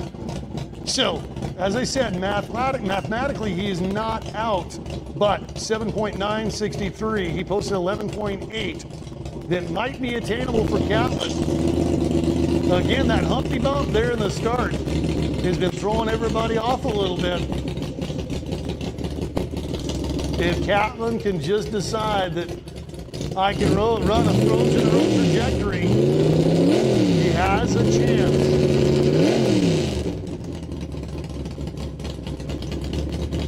Because we've seen 11, 10-second improvements before. Yeah. Catlin's on one, drove right through the Humpty bump. And out the other side of the pit, he needed to be 7.962 or better. Went 8.291. Almost there, Catlin. So Catlin probably doing a little bit of introspective thought about pass number 1 and that 11-second hit. How if he had just done something a little bit different and not been intimidated or spooked when he hit that Humpty Dump bump and just left the throttle on and guaranteed himself a shot, but the 8.291 will bring him into the number 4 spot currently.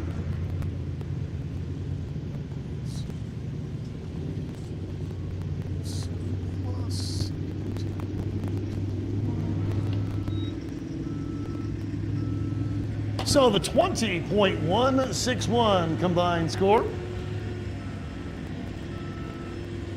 for Catlin brings him to the number 4 spot with three runs left. Rich Young is the last in that Chevy K10. Not only is he the last in the run order, but he's the last one that can make a difference and bump himself onto the podium and the bigger payout.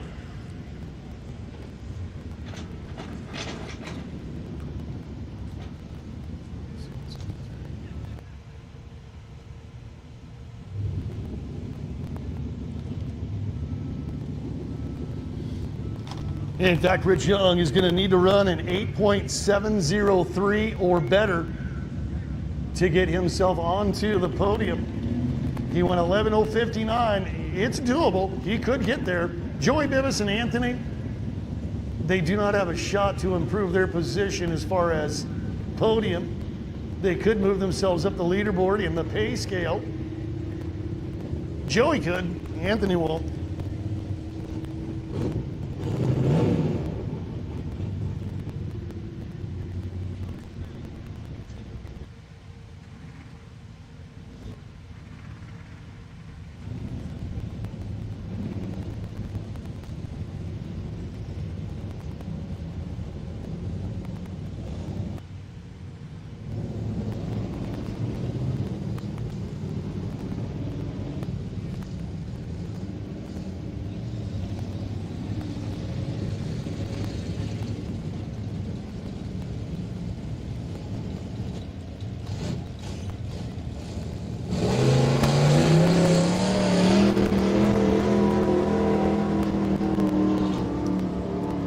As a Ram Charger runs through for Joey Bibas.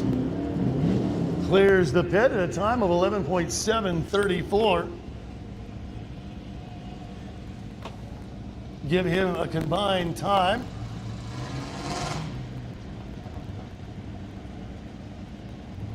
of 25.969.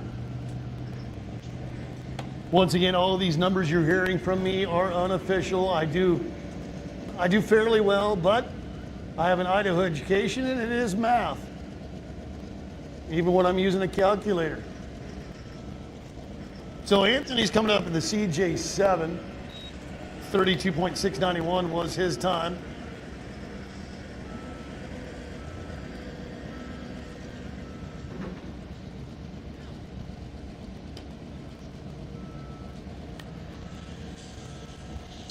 So does the GMM merchandise mean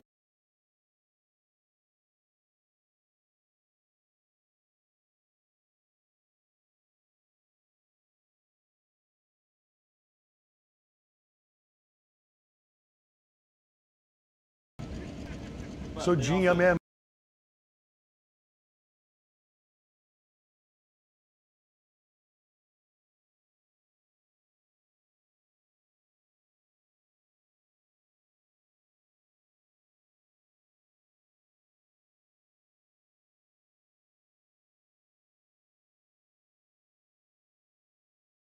Most people don't want to bring their merch here. You know, truck them. Yeah. Honestly, I don't want to inventory anything. I hit Andy Napa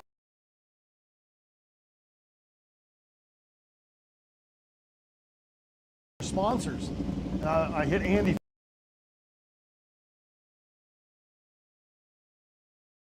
I don't do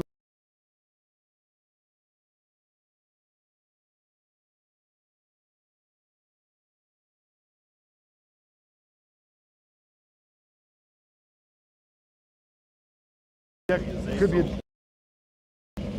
yeah, it's no benefit.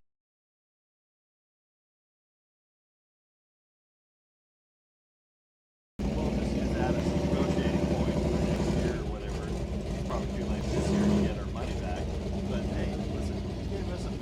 have an announcer. We supplied an announcer.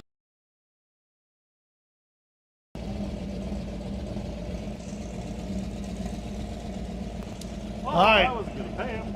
Anthony, I'll take a check for a year from now, you know?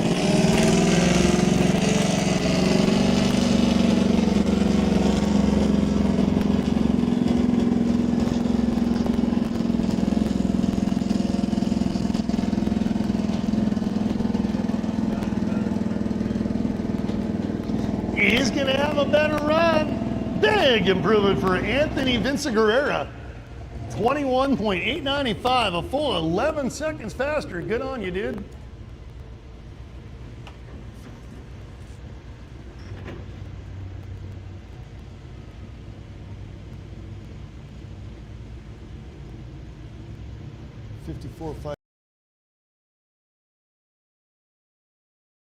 Time of 54.586 for Anthony. Vast improvement for the CJ7. And now the last one to go is going to be in class is going to be Rich Young. He drives a Chevy K10. And I think I did some math earlier, and he needs to be 8.703 or better if he wants a podium spot. It is in reach for that Chevy K10 that was new on a showroom floor in 1968.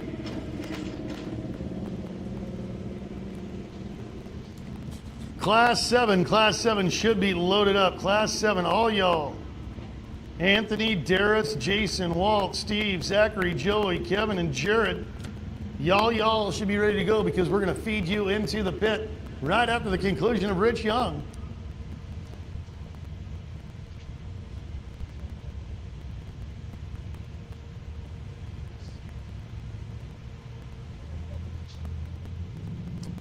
So he needs at least an 8.703 to get into the third place. Be down in the sixes if he wants to get to second place. There's no mathematical way that he could get himself. Well, there is. He'd have to have a lower than a 5.5 second run to get around Patrick Hildebrand. Not saying that it's impossible, but it is doubtful that Rich Young will do that in the K10. So the 8.703 will be the target number for third. A 6 second pass gets him to second.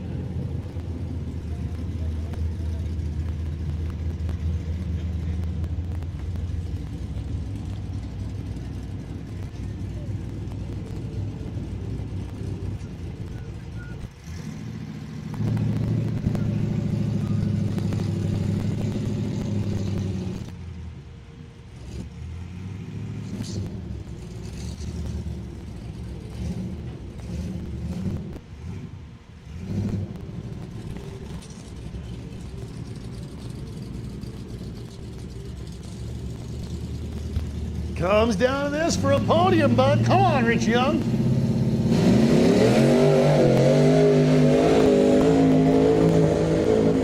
Good shot at it, a great shot at it, and he gave himself a chance.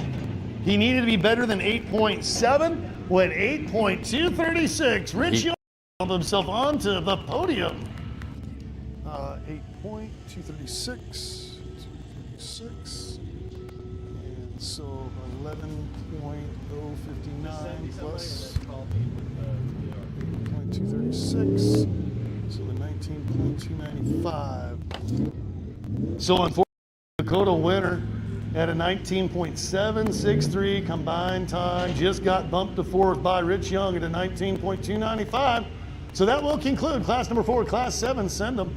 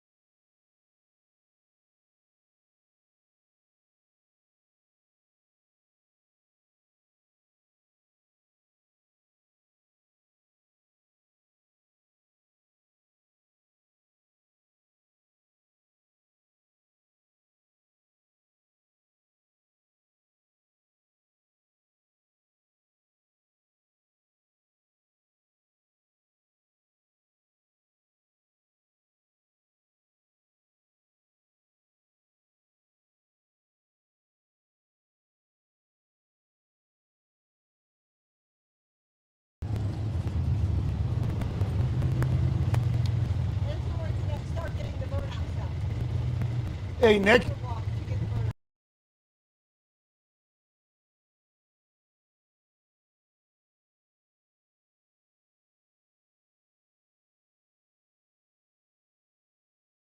Put a grape in my mouth.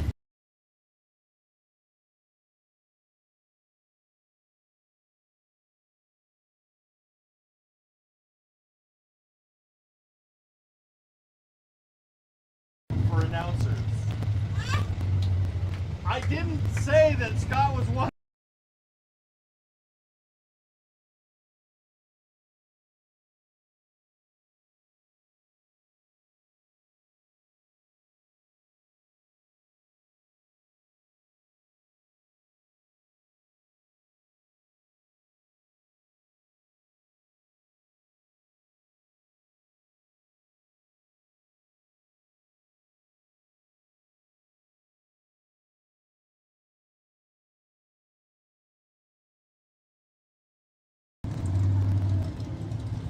What the hell are they?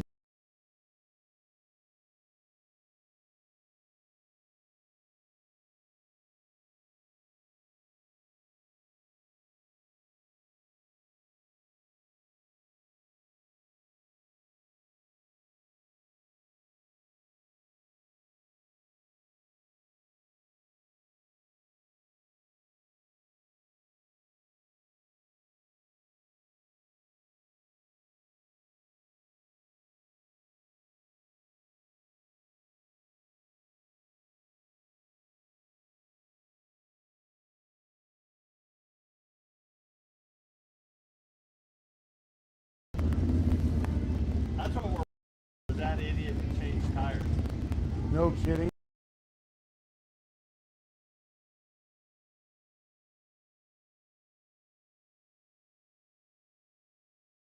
Not fair to the rest of the.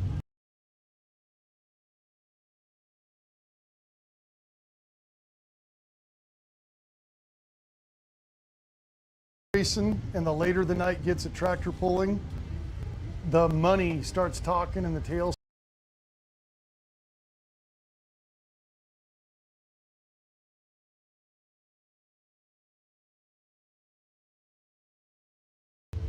Especially that street racing.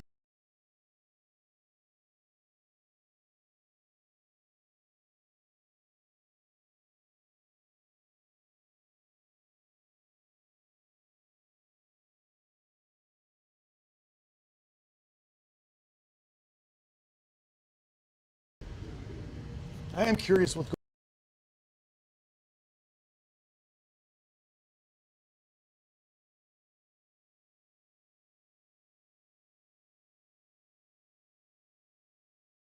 They were buying up.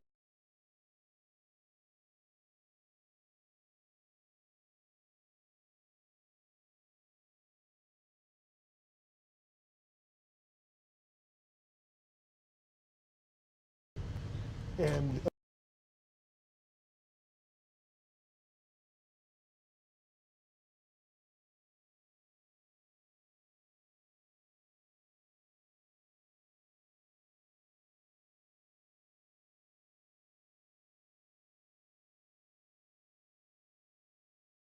all right, so one of our participants in this class 7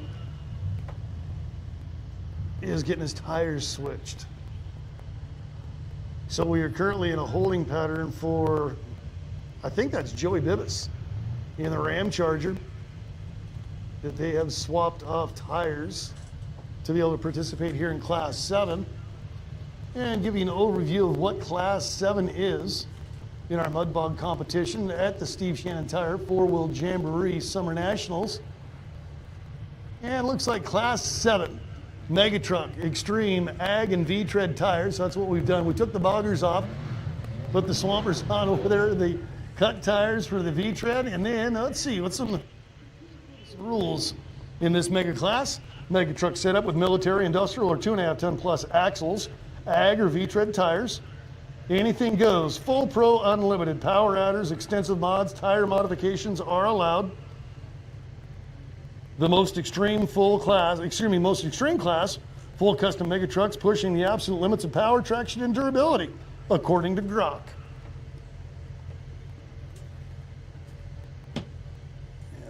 Yeah, they may be, but.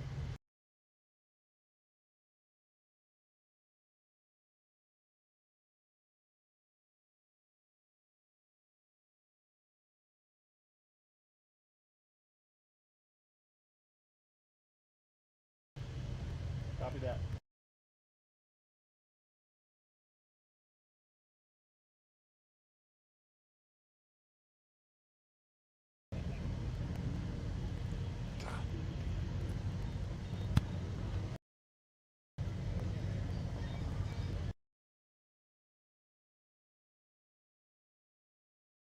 One, so why have we been waiting? He's like.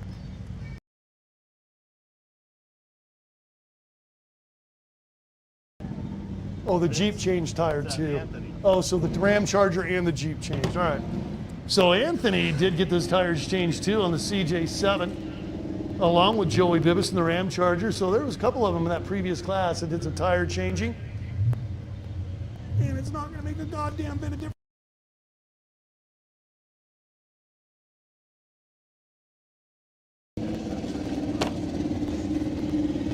Yeah, Anthony's best run in Class 4,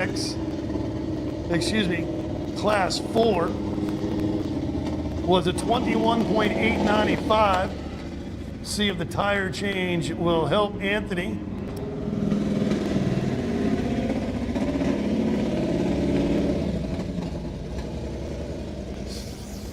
Fucking bugs.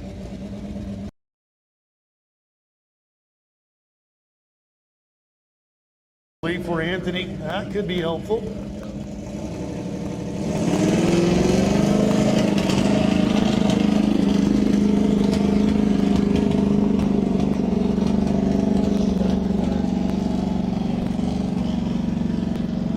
Gets to the far end of the pit. That will be better than the 21 he had earlier, a 15.098. Tires don't make up for motor.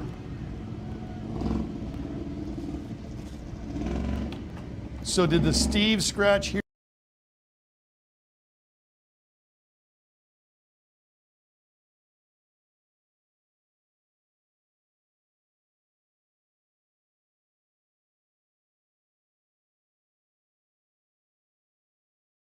Whether it's timing, bad plug wires, something, their thing is not running right. It warbles and borbles like my mother-in-law walking across a riveling floor. She laughingly calls it the toot walk. It's just disgusting. Dara Smith in nickel and dime 1975 GMC 1-ton 4-wheel drive, the K3500. Followed by Jason Simon in Big Blue, Walt Brennell. Not sure if Steve is going to run the same truck that Anthony ran. He scratched in Class 4. Yeah, he's on a 2-minute clock. Zachary Elbert and Snot Rocket. I like that name. Joey Bilbis.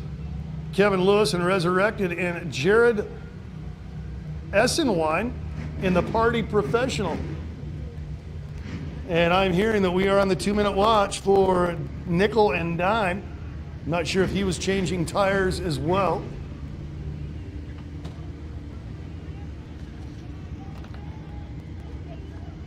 And if he is, he had an ample amount of time because he was clear back in Class 6, was the first class of the day. I did not hear the radio call of what the malady was, but here he comes rolling around the corner now for Darius. It was a charging issue with the electrical system.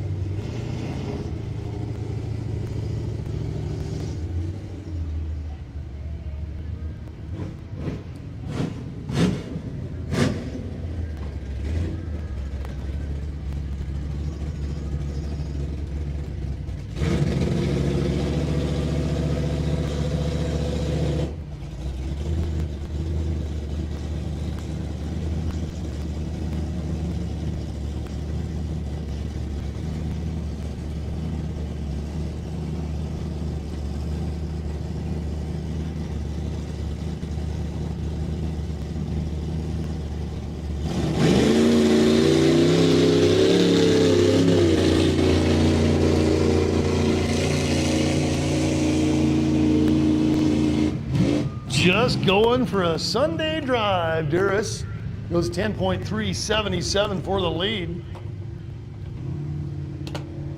The nickel and dime 75 K35 made it look easy, just wallowed right down through the 200 feet of fun. Jason Simon in Big Blue. Chevy Silverado coming around the corner after they reattached his flag.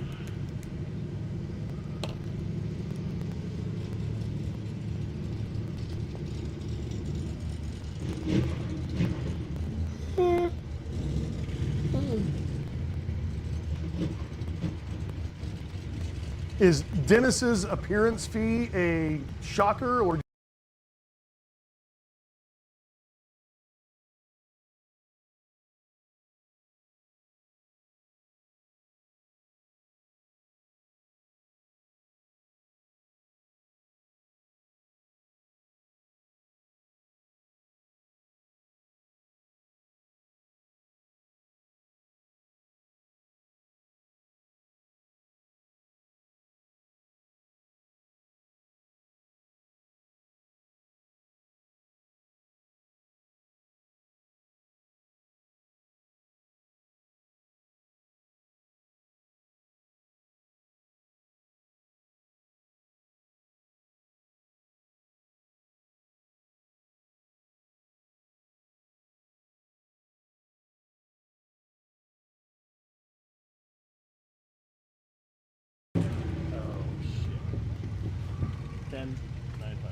$10,956. 10.956. So right now, 6/10 separating Darius and Jason.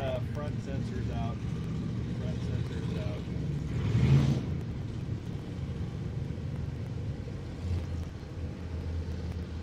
You guys copy that? Front sensor is out. Gotta have a radio on here. Thank God for Mel.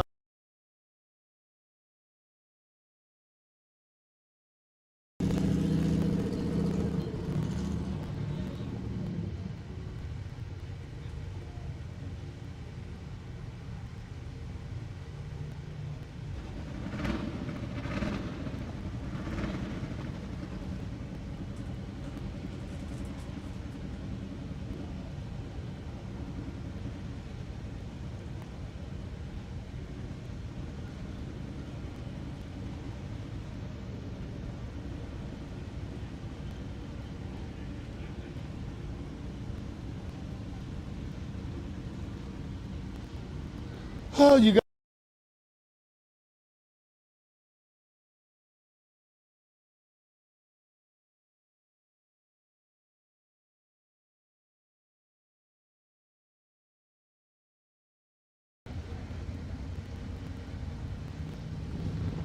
Still X.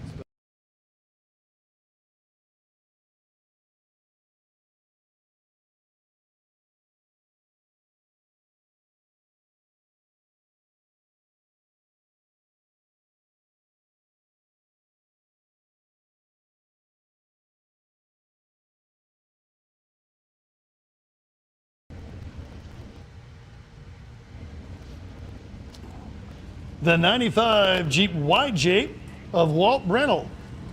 Brennell? It's one or the other.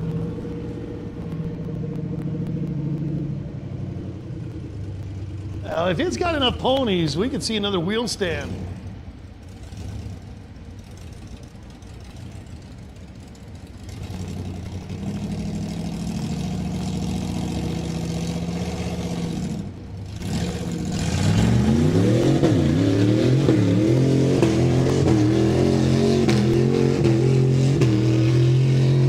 That was fun. That one made me smile. Get an official time here on Walt momentarily on the YJ. 6.155. We've got a new leader. As Walt in the fun run just had a fun run. All right, Steve, Vincent Guerrera. Vincent Guerrera, he's sharing the same Jeep as his boy Anthony, the 86 CJ7.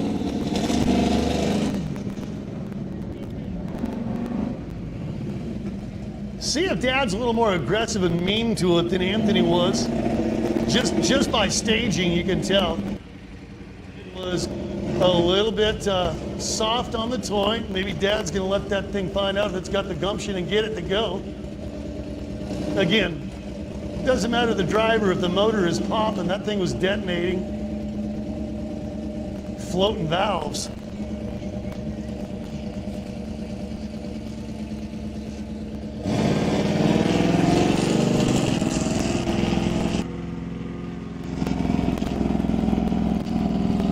Anthony went 15.098. What's Dad got?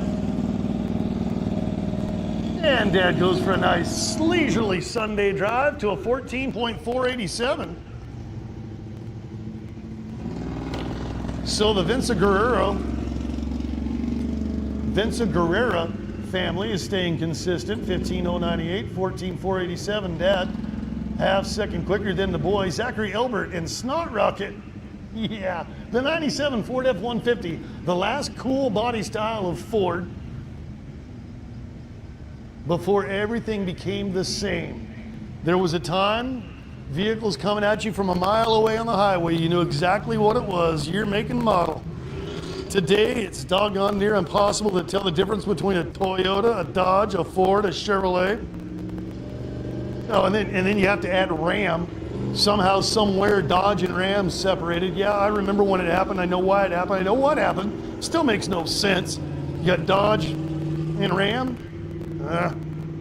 Hi, Zachary. Twin turbo LS motor. On the dent side. Snot Rocket. Good looking ride.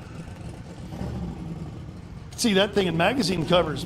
If magazines are still a thing. Zachary Elbert, come on, Zach. Show us what that 150's got.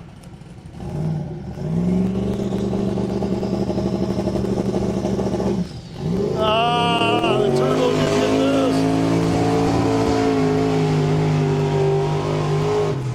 this. Even without getting the turbo boost, he was anticipating. So 6.868. hey, so just say you looked at it wrong or whatever, because that was an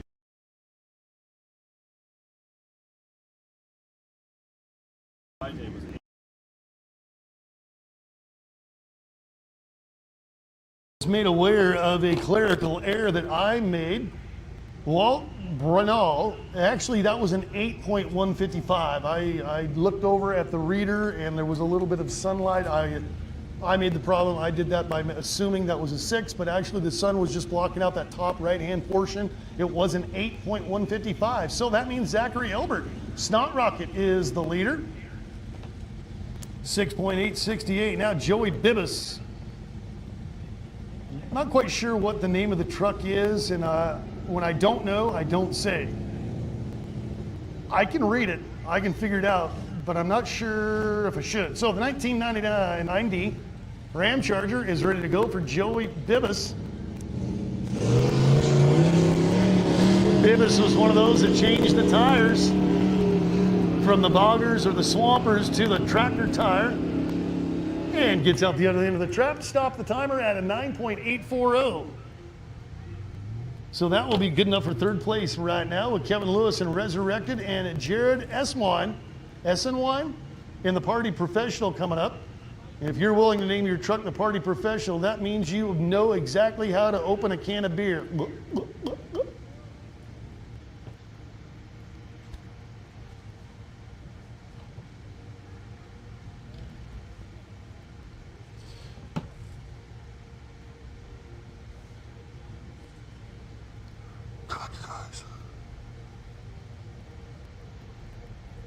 Oh, this is the one I've been eyeballing from across the way. The Custom with a 1935 look to it. Now, you put patina on that, let the rust happen, like that looks cool. That's a rat rod style. Outside of that, I just don't see the patina. You did the primer and then you did the paint. You didn't just let Mother Nature eat the thing.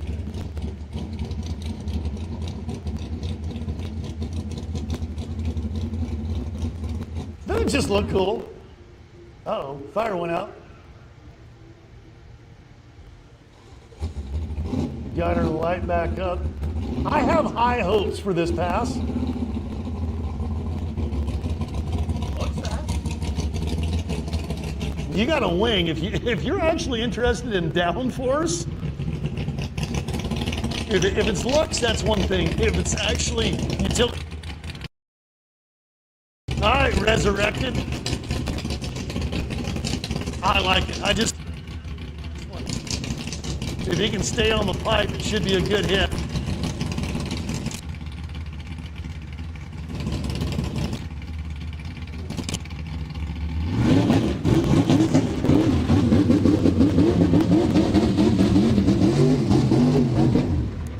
Aww.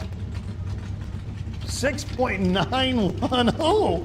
6.910, blipping the throttle and burping his way down through the pit to a second place right now behind Snot Rocket. So Resurrected, I hope they can get that thing to clean out and go up on the pipe in their last pass through the pit. Speaking of last passes of run number one, it's going to be Jaron Eisenwine in the Party Professional Chevy Silverado.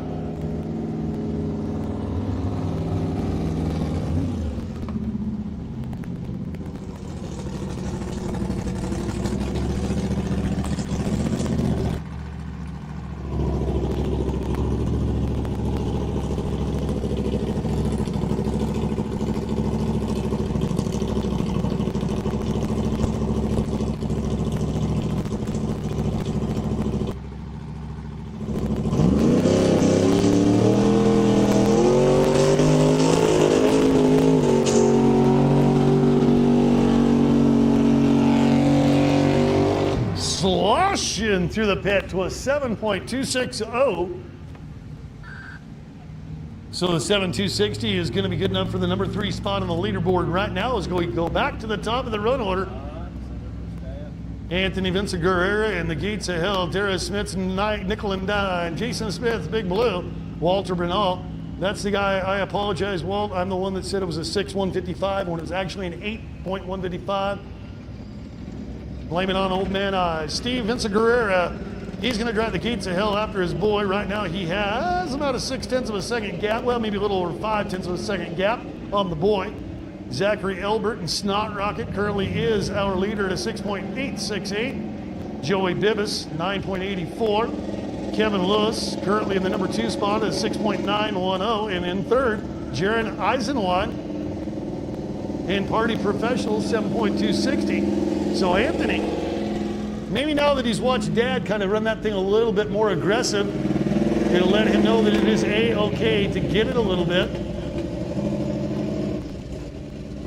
Now, it wasn't really that Dad was harder on the thing. He was just more consistent. He got the throttle where he wanted and he just let it and let it go.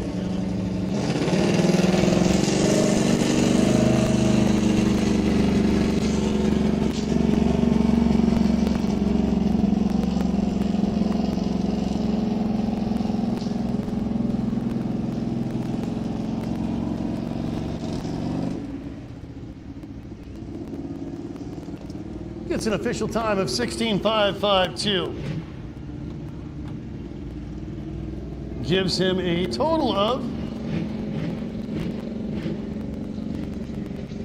31.65, 31.650 for Anthony. Now Darius in the Nickel and Dime 75K 35, 10.377 on hit number 1. He's going to have to work pretty hard here on hit number 2 if he wants to get into the money, because right now Zachary Elbert, Kevin Lewis, and Jared Eisenwine are the odds-on favorites for the lion's share of this Pro Person Class 7.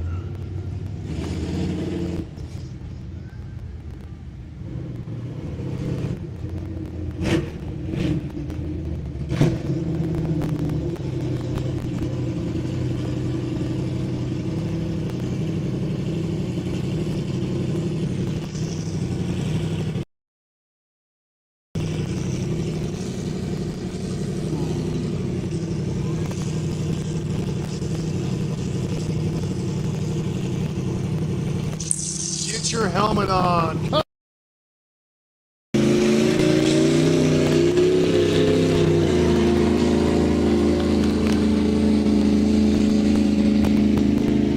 And through the track laps to stop the clock for Darius at a 10.508.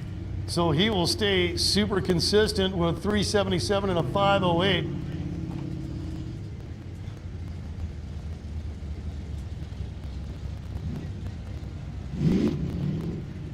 Total of 20.885.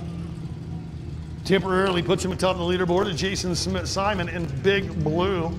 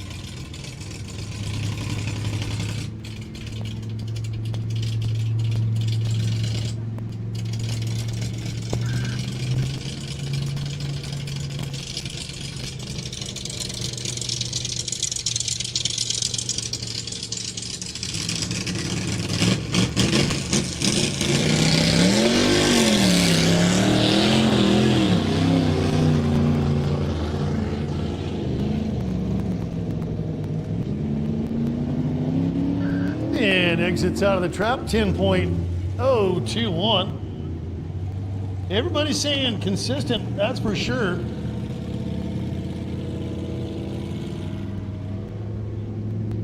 $20.977. Not going to be enough to go to the top of the leaderboard. Currently on the 2 spot with Walt Brennan coming up. Brennall coming up.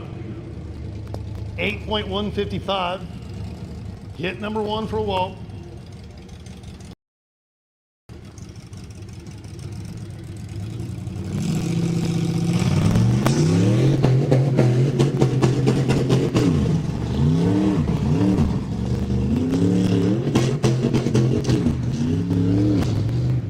Needs to change the chip on that thing. 10.040.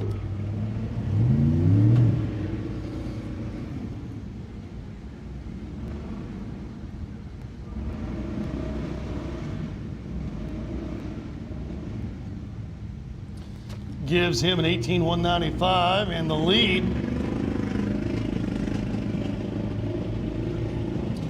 Whenever it is aggregate scoring, they are combining both runs to determine winner. Steve Guerrera, the CJ7.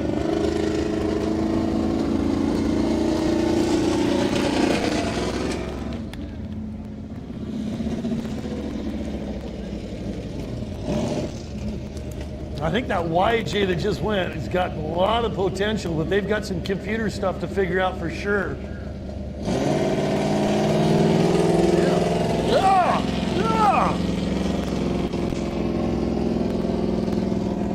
Steve Guerrera. He's going to be able to go back to the pit and say, hey, son, we drove the same truck, but I drove it way, way better. 13.834 is the number for Steve.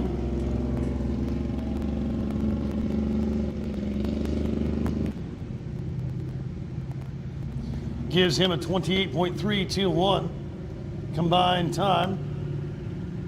His kid went 31.650, so Dad was 3.3 seconds better than the kid. And I know the way I parented.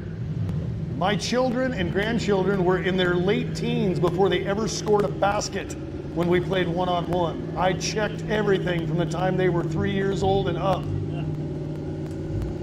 You're gonna win it, you're gonna doggone earn it. Zachary Elbert, he's trying to earn the victory in the Snot Rocket. The Dent side LS twin turbo motor. Didn't get those things to spool up. If you remember the last pass through, the boost went away and he got into it anyway out there about 40, 50 feet and decided to let it honk. See what that LS has got for Zachary Elbert. Can he get down in the low 6s and put the pressure on Kevin Lewis?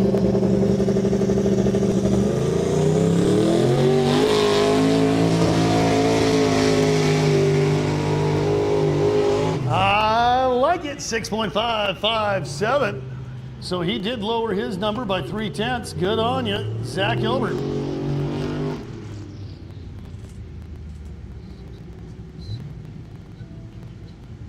is a total of 13.425. 13.425 for our lead here in Class 7.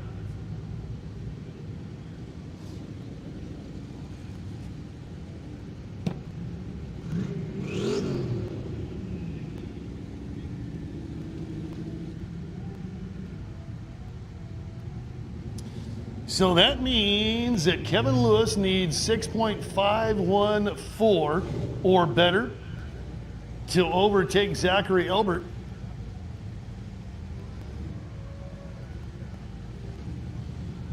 Into the pit right now, Joey Bibas in the Dodge Ram Charger.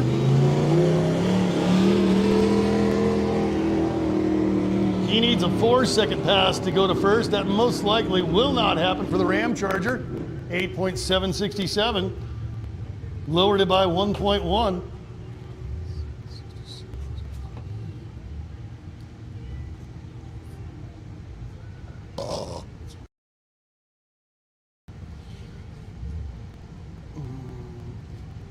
So the 18.607 is the combined time for Joey. Now let's do a little bit of work here on Jared Eisenwine and see what he needs. Well, we got a 13.425 is the number to beat, so 7.260. He needs to go 6.164. So Kevin Lewis needs a 6.514. Jared Eisenwine would need a 6.164. Kind of give you an idea of what they would need to do to drive around Zachary Elbert's Snot Rocket Ford.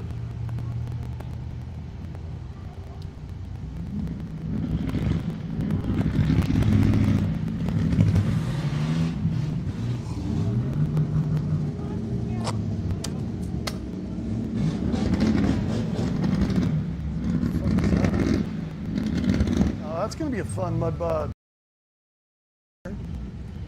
Smoke us out. Lewis is on the clock to get that thing to fire light and come to the line. Kevin Lewis in that custom. It went 691 without actually getting up on the pipe and having a smooth run. Love to see what that thing could do if it actually could get right in the meat of the horsepower and let that thing tromp for the 200.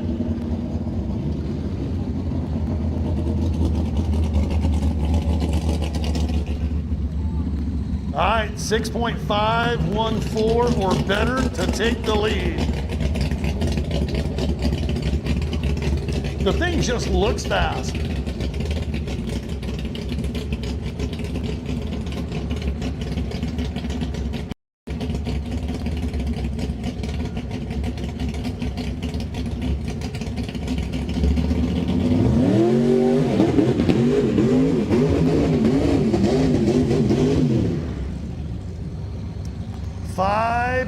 .452, it's gonna be enough to take the lead. A rough sounding wind. Goes down to 12.362. So he has now bumped Zachary Elbert's Snot Rocket to second.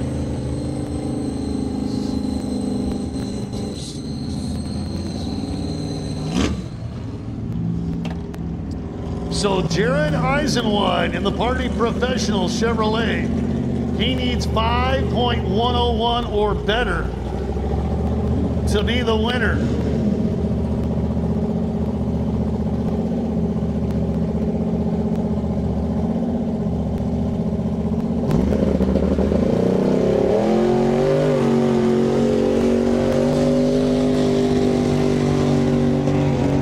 Skims through to stop the clock at a 6.194. Won't be enough to usurp and take the lead away. And we'll do a little math here real quick.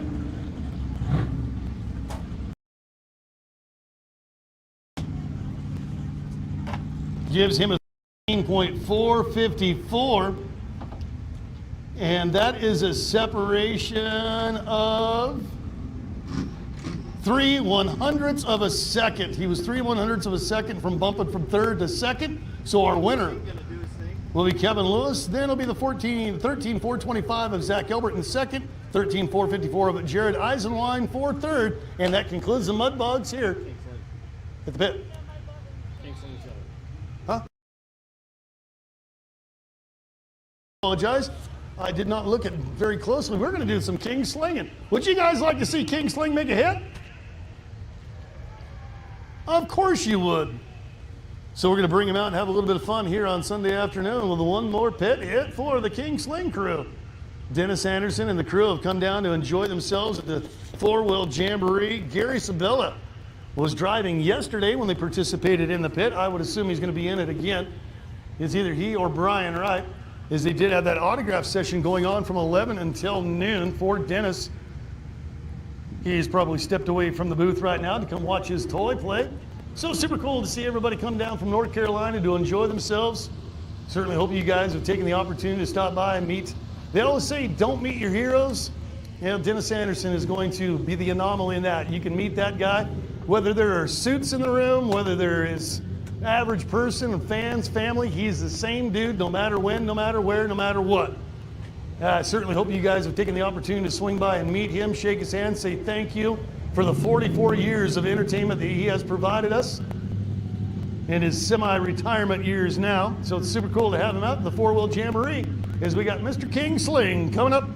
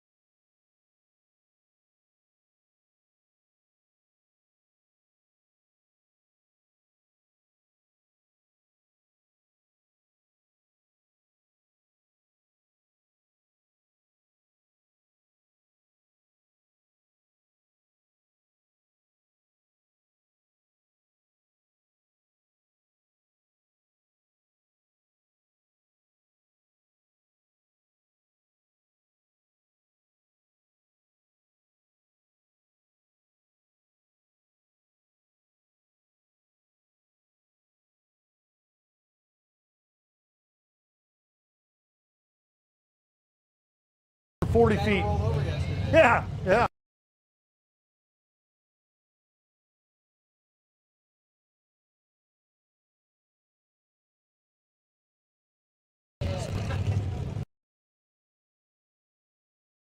That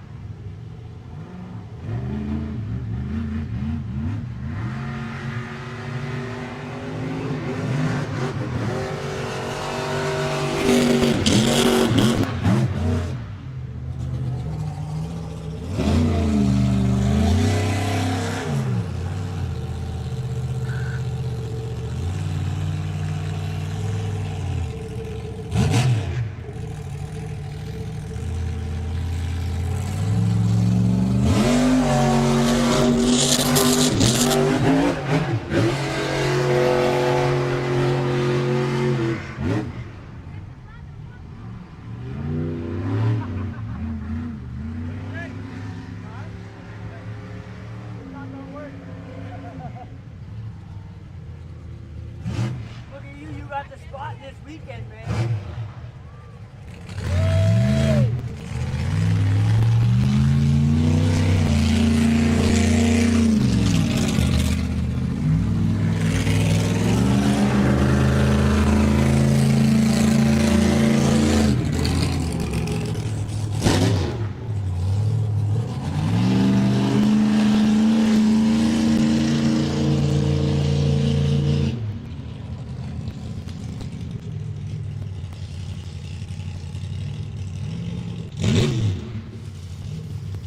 Fuck.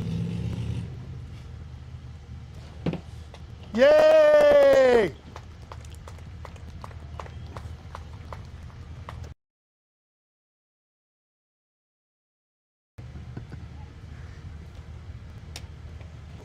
What was that?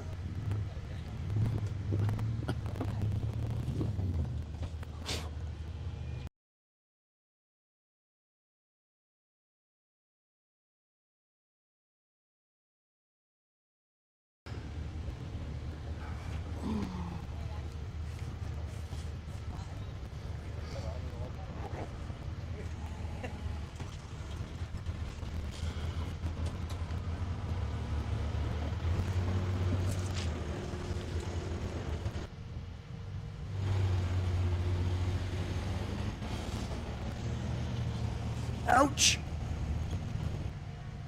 All right, other side, bud. You want to ride? I'm sorry, say again? What time did the Tuff trucks run? Oops, sorry.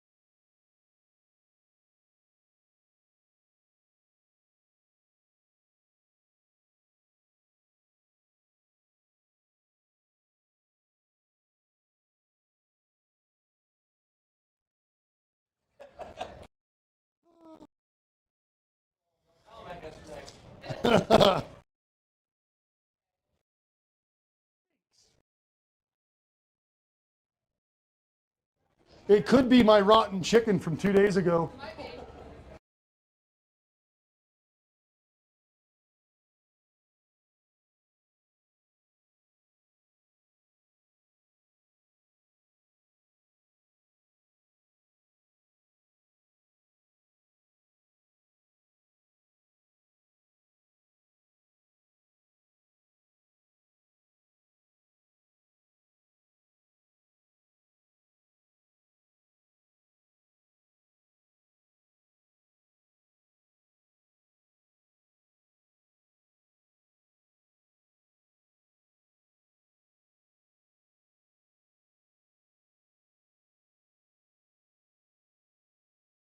All right, folks, so we should have, well, a pretty good competition coming up here.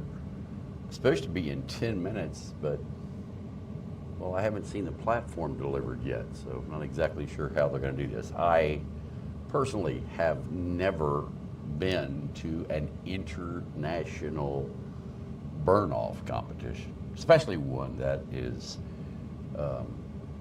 following international burnout rules here. Let me make sure I'm actually even saying this correctly here, because this is all new to me, and these international rules and regulations, trying to keep up with all that. So let's see what we got here. Yep, the National Tire and Wheel Burnout Competition. And again, this is internationally judged and regulated here for this international burnout competition.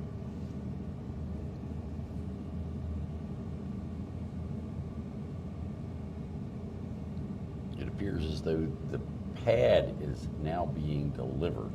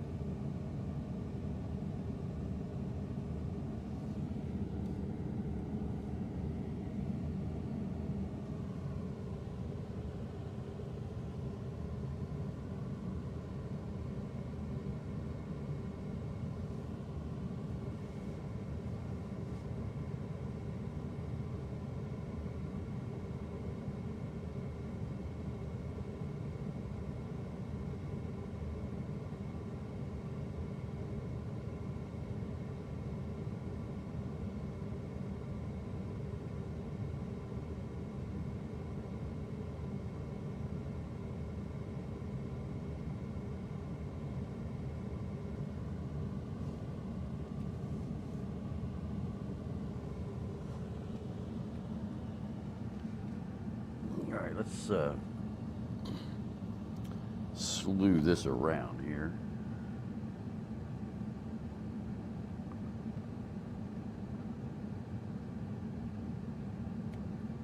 So that's the pad.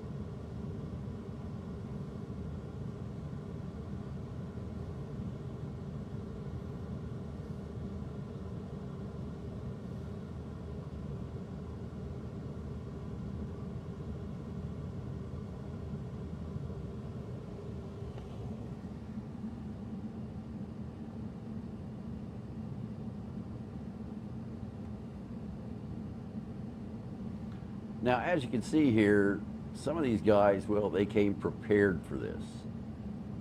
See those back tires there?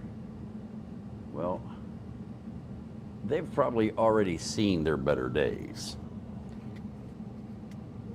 So we're not really going to lose anything there. Yep, same deal. And the rat rod, well, he pretty much looks like he's ready for anything. That is a pretty rad ride there. Give you guys a better look. Sorry, I'm using the joystick upside down, so it's kind of, and it's actually not exactly upside down, but pretty close. It's off by about 60 degrees.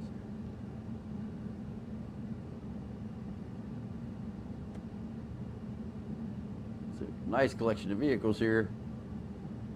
And as you can see, they are lined up around the corner. I'm sure this isn't everyone that's going to want to compete in this.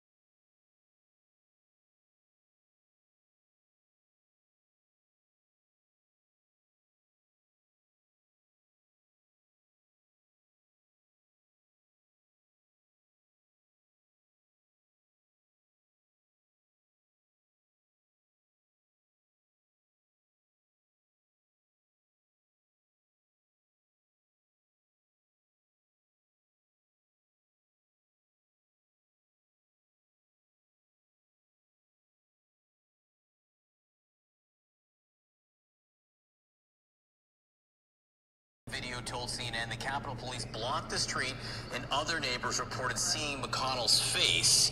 This was a month ago, and it comes nearly a month after a spokesperson for McConnell first reported that the senator has been hospitalized, but few other details have been released. Let's get to Andy Greer, who helped break this story. So talk to us about this video and how it fills in the pieces of the puzzle. So, John, what I heard from a neighbor of McConnell's around 8:30 in the morning on June 14th, this neighbor opened their door to commotion on the street. They saw 2 ambulances, a fire truck, and Capitol Police had blocked off the entire road. So this neighbor stayed on the street to try and figure out what was going on. And about half an hour later, at around 9 o'clock in the morning, this neighbor saw a person from McConnell's home being carried on a stretcher into an ambulance and said that they saw this person was wrapped in a blanket and that their feet was exposed, and that another neighbor standing next to them identified McConnell's face and saw that McConnell wasn't wearing an oxygen mask. So the first-hand witness that I spoke to said that they tried to ask Capitol Police what was going on, and all they were told was it was a medical emergency. They wouldn't confirm who it was for. And these new details come as we know very little about Senator McConnell's condition, why he was brought to the hospital on June 14th, and why he remains there. Joining us right now is emergency physician, Dean of the Yale School of Public Health, Dr. Megan Ranney. It's great to see you, Dr. Ranney. Clearly, Mitch McConnell is not your patient. So having said that, the neighbor sees that he's taken out on a stretcher. There's EMS audio of emergency responders being called to the home for an unconscious person for cardiac arrest. Someone is heard saying CPR in progress. How serious is this case if this comes into your hospital? You know, it's difficult to reconcile the video that you've just shown with the story that we'd heard earlier about there being CPR in progress. So let's start from the beginning. You get a call to EMS about someone being unconscious. We send an ambulance crew out to assess. The causes of unconsciousness are myriad, ranging from seizures, which I and others have speculated that Senator McConnell may be having based off of those episodes where he freezes on camera. It could be that, it could be that he fell and hit his head. It could be a cardiac arrest with your heart stopping. So you get the call, the ambulance, the EMS specialists go. When they arrive at the house, they assess the patient. They say, do they have a pulse? Are they breathing? Are they talking? That's the point, it sounds like, where someone reported that CPR was in progress.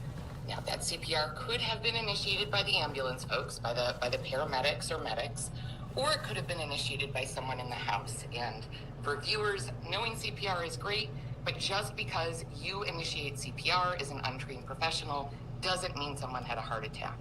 Okay, that's as much as we've known up until now, is that there was CPR in progress and the ambulance did respond. Now you have this video. The thing that struck me about the video, Kate, is that nobody seems to be in a rush.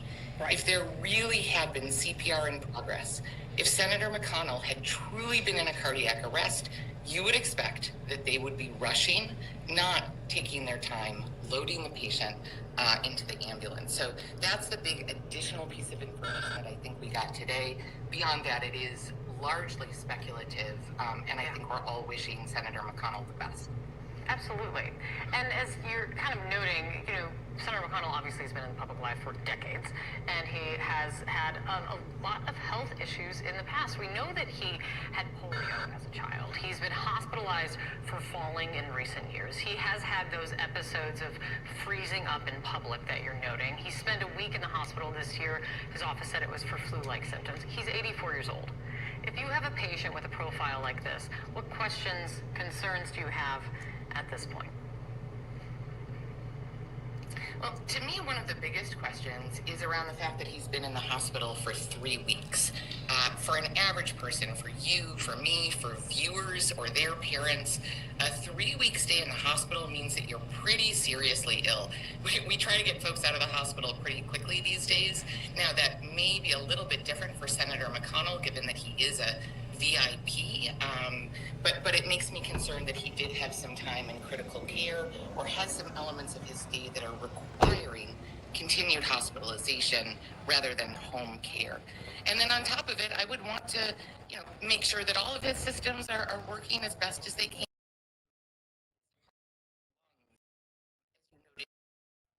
As a child, advocate appropriately for childhood vaccination, but that can have long-term effects as well. I didn't need. I'm And then the biggest thing film it before I live. send I just want to make sure home is when I it wanna make started, sure nobody he's was standing. stable, he's All not right, at cool. risk of Thanks, guys. falling or having another event, and that he's properly cared for. And I would imagine that the folks in the hospital are doing that right now.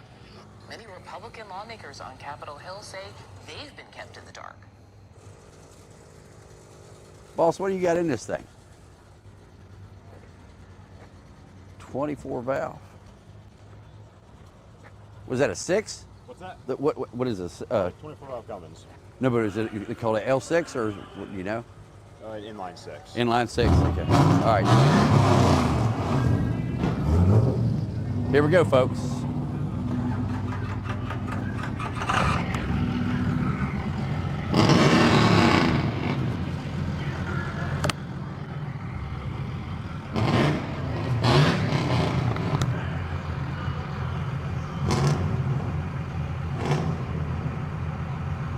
Hey guys, watch out.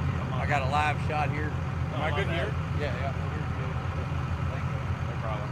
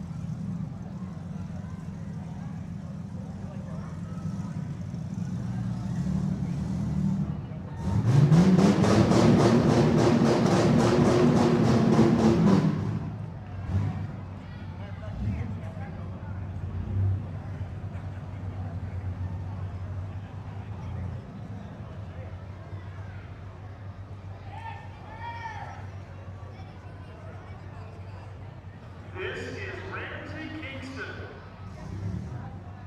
The truck known as Karen.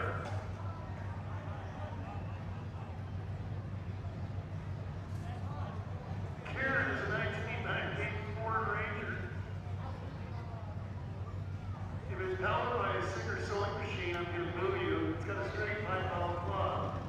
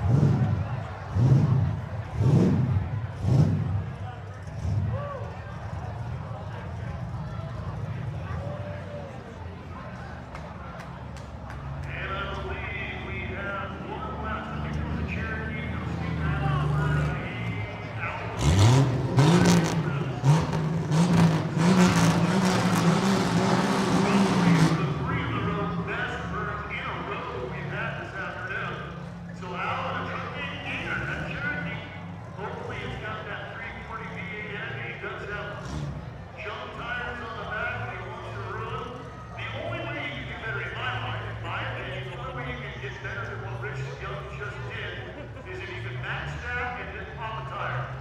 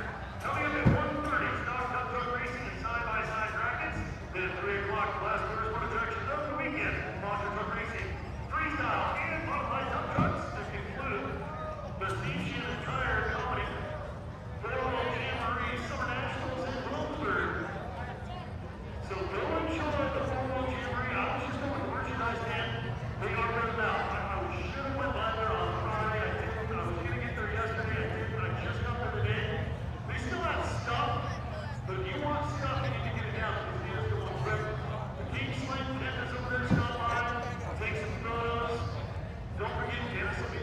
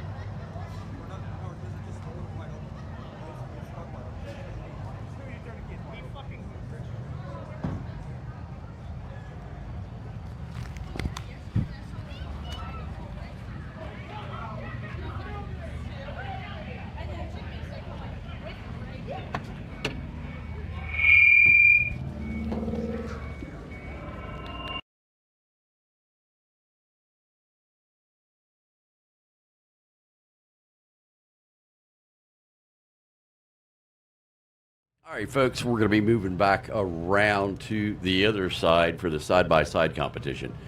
That's going to be coming up here in just a little bit. Hit that thumbs up, share us out on your social media. Subscribe if you haven't already, and you can help support KLW World News by becoming a member, either here on YouTube, Rumble, or part of the KLW World News private news network, which is a private app that you can use on your phone, your tablet, and has access to over 100 channels of news, text, talk, chat, and information. News you won't get anywhere else.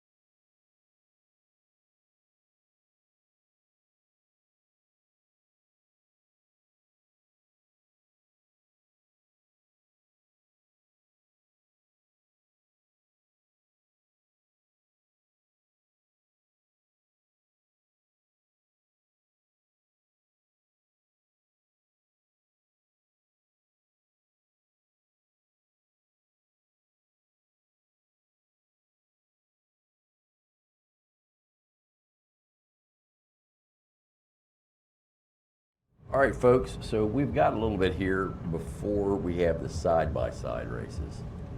And so what I was going to do is ride down here to the cruise and set up and let you guys see the vehicles that are cruising around here on the cruise. We've got the time to do it, so why not?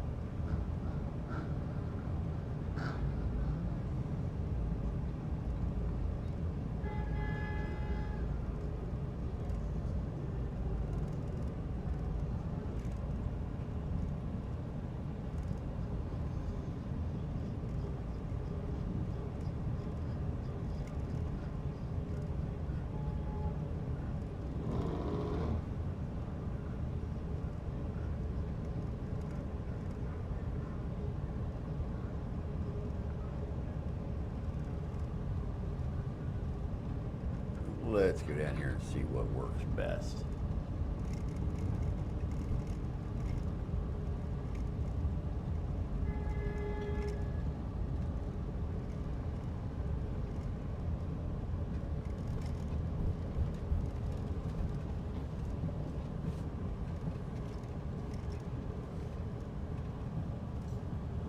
No, I think that's in his route. I don't want to sit here.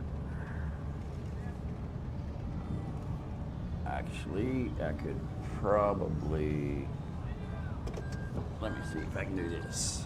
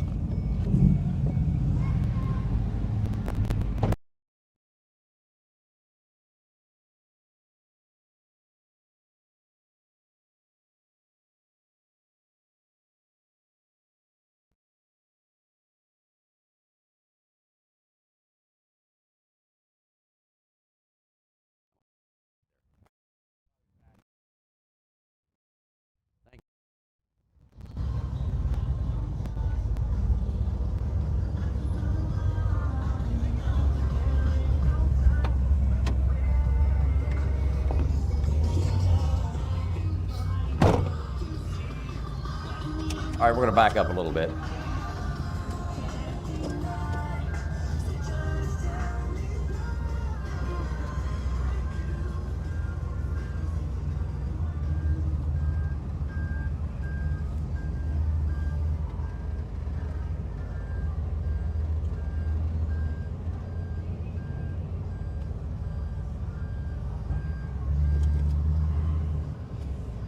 All right, so let's move our camera here a little bit.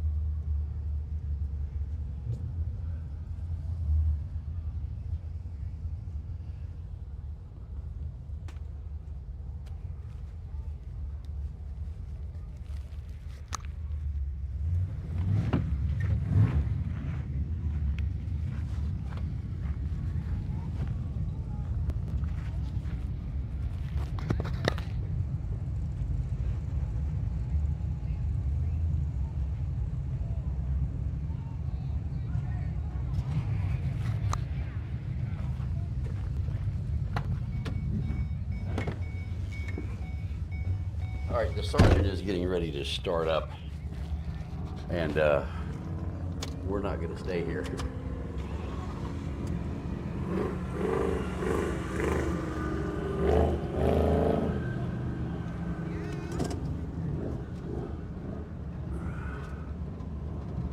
We're going to get over here out of his way.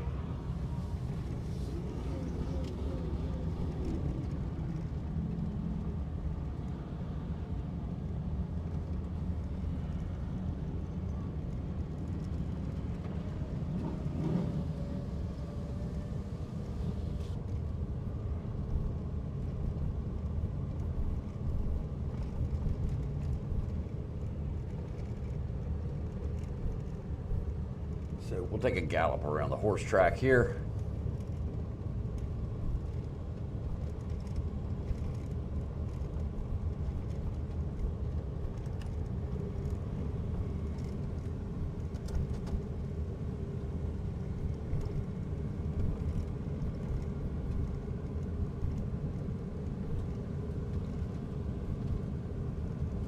Well, the rubber is still smoking on the road from the International Burnout Championship.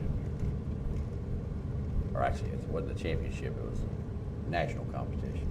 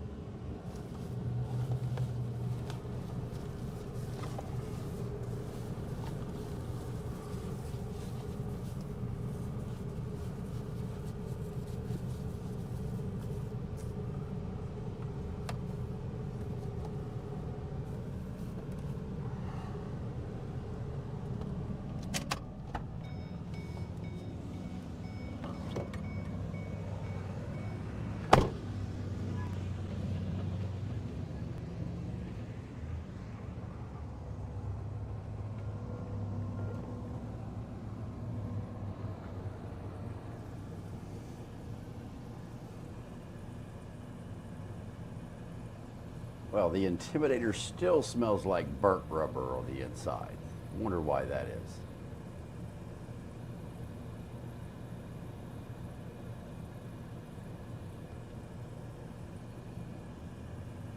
All right, give you another live look here as they prepare for the side-by-side competition this afternoon.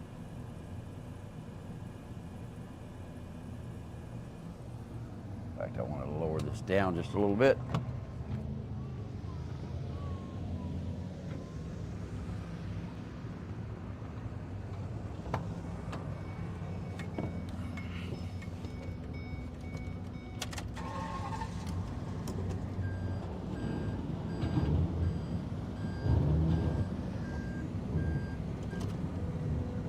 There we go.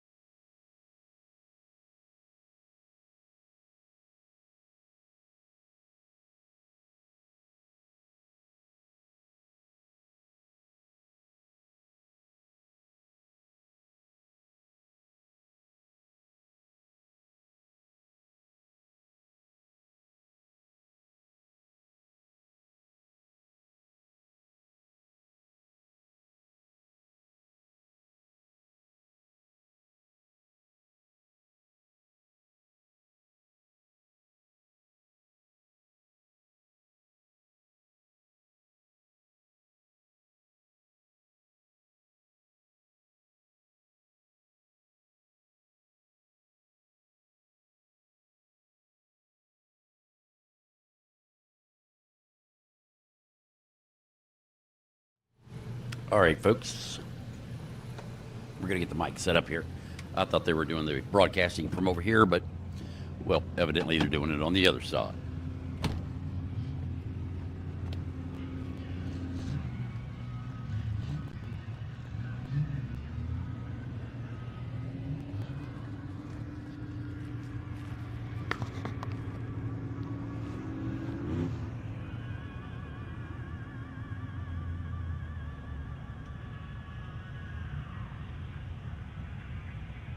All right.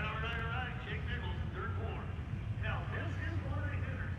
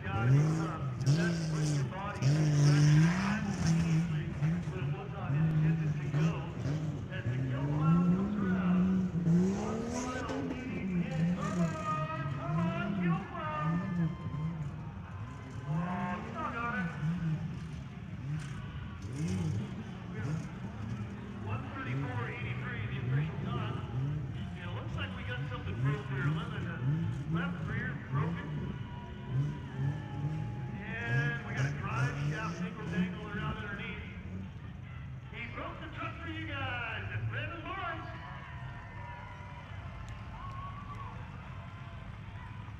So 134.83 is going to now take Brandon Barnes' Kill Clown into the second place behind Jake Nichols at a 126.34. So right now Brandon has broken the killer clown.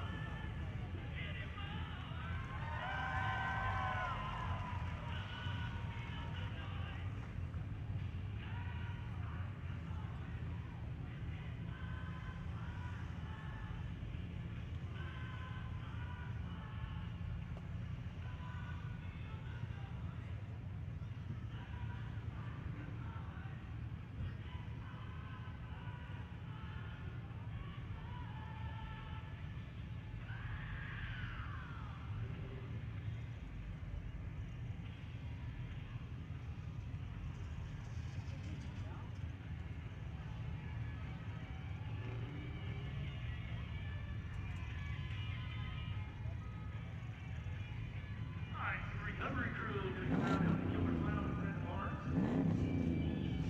Brandon, you're done for the weekend, bud. You can go have a nice cold adult beverage.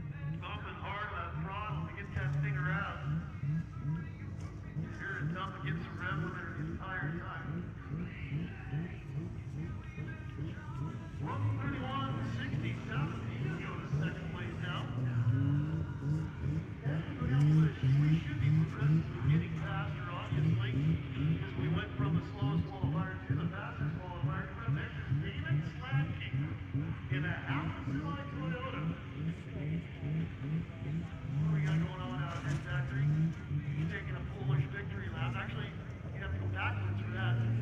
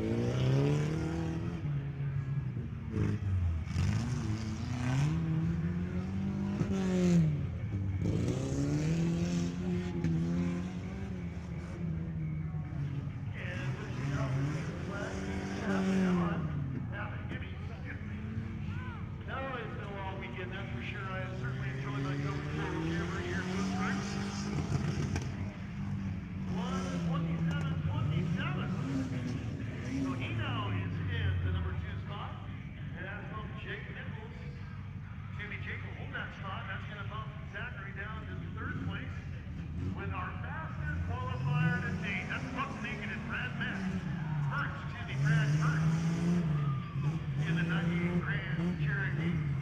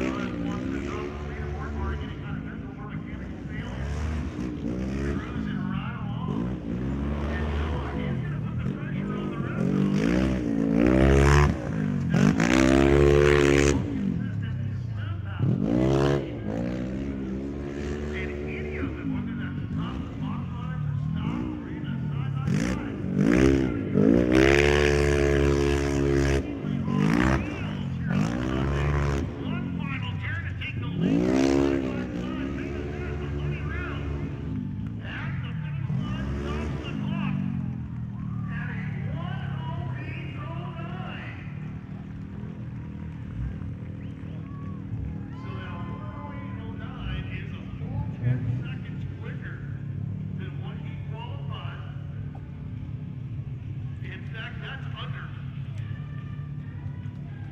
Yeah, about a second actually. About a second under what he had posted previously in qualifying. He's still well off the baseline on leaders Andrew Swinger. And the RCR, the race is going around. 25-year-old Andrew. He is the oldest of the crew here inside on time. It sure is.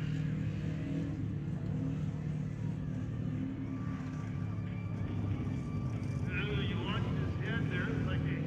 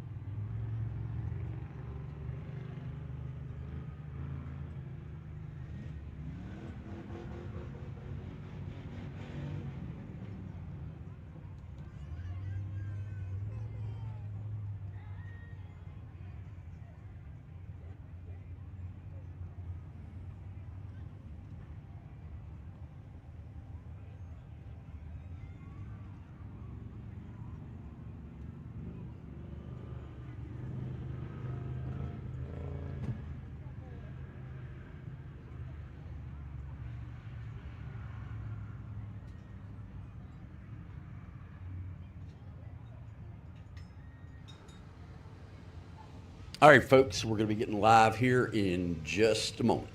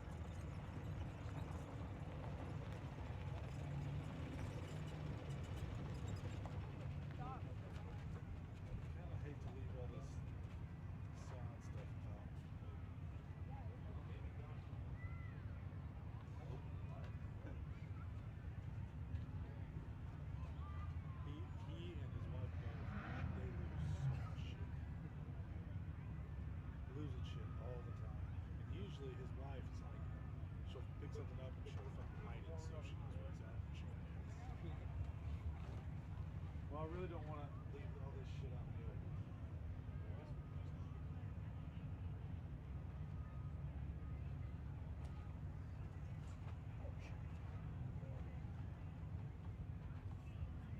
You haven't unplugged that? Yeah, I guess it's not.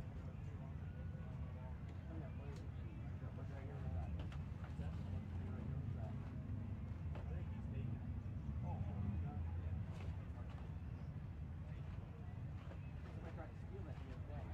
Really? Yeah. Yell at me. Either one. We've got four Huh. after. There's been a couple things that have been taken this week.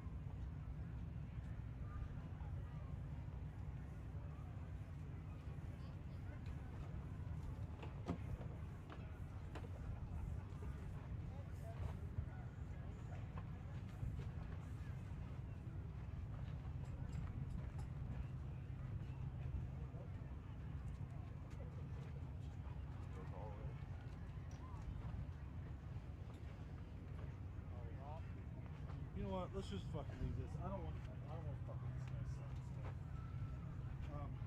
You know where our registration trailer was on the field? Yeah. So out there, there's the T-posts, fence posts. They're green. Okay, I'll find it. They're green. They were right in front of the tent. There's like 10 of them. Okay. I mean, those out there. If you don't want to fuck the car up and use it, $1,200. Okay.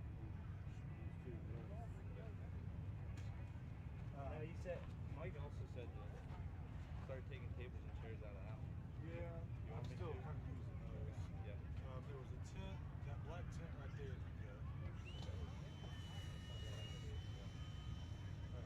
Then just leave this be.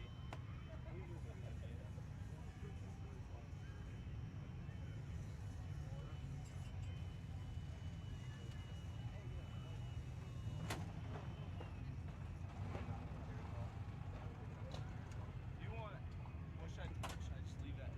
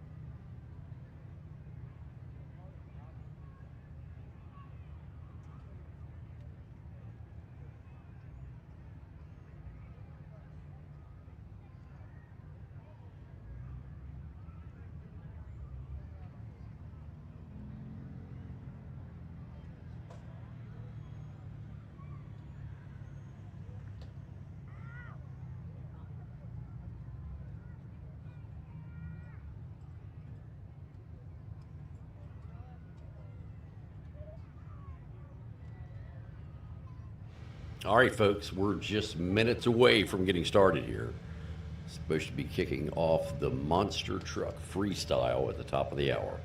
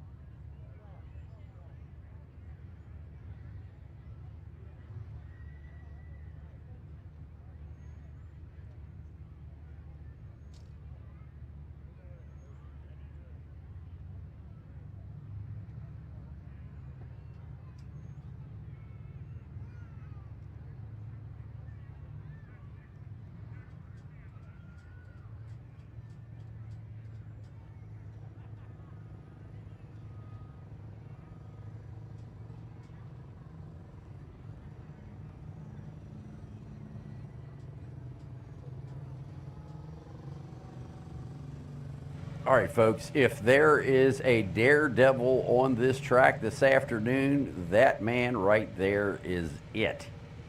Anyone who would still ride a Honda ATC all-terrain cycle after all of these years, well, they gotta have cojones.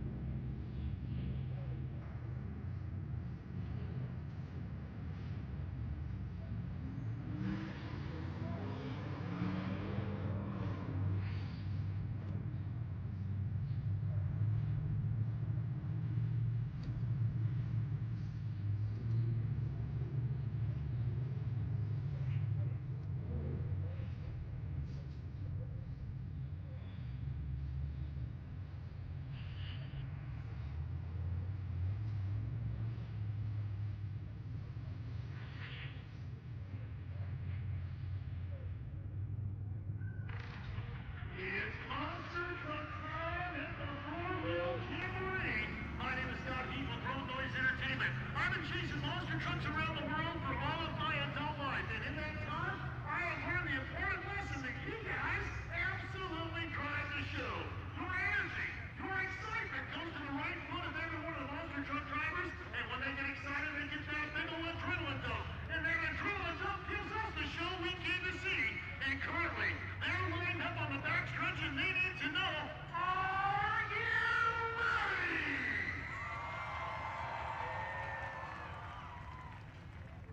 T-minus 10, 9, 8, 7, 6, 5, 4, 3, 2, 1, 0. Ignition.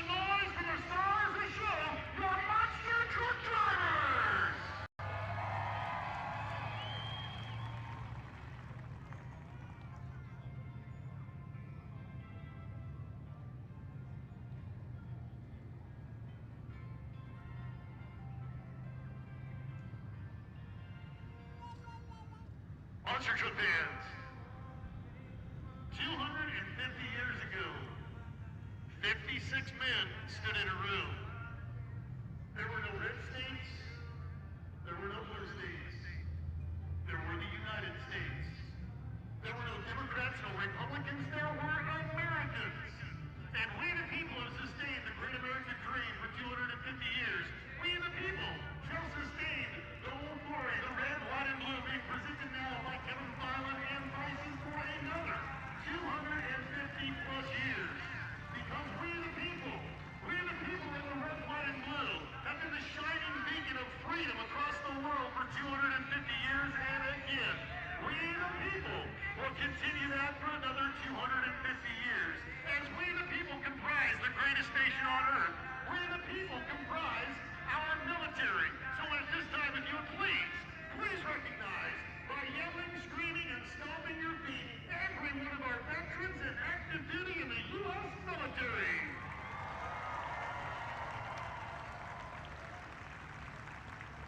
And if you please honor those that make a tremendous sacrifice. They send their loved ones into harm's way. They do so to ensure our rights, our liberties, and our freedoms as United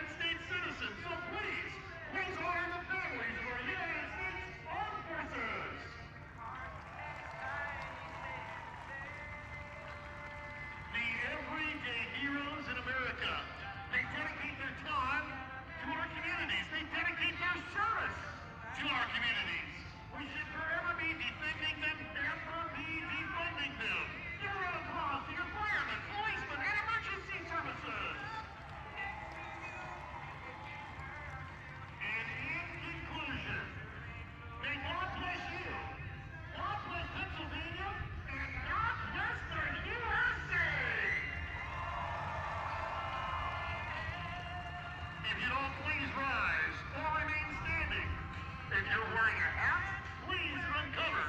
Join myself for officials and competitors in the singing of the one and only national anthem of the United States of America.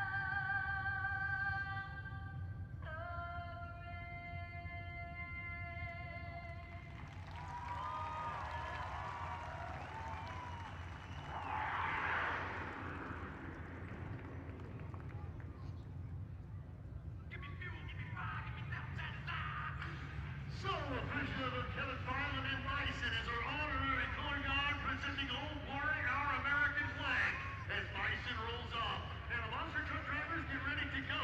Tonight is going to be qualifying.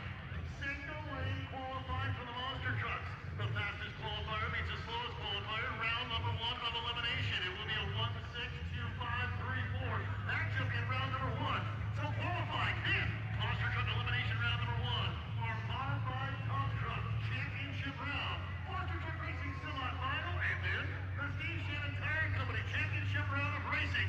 It will conclude the afternoon with what you came to see, what they came to do.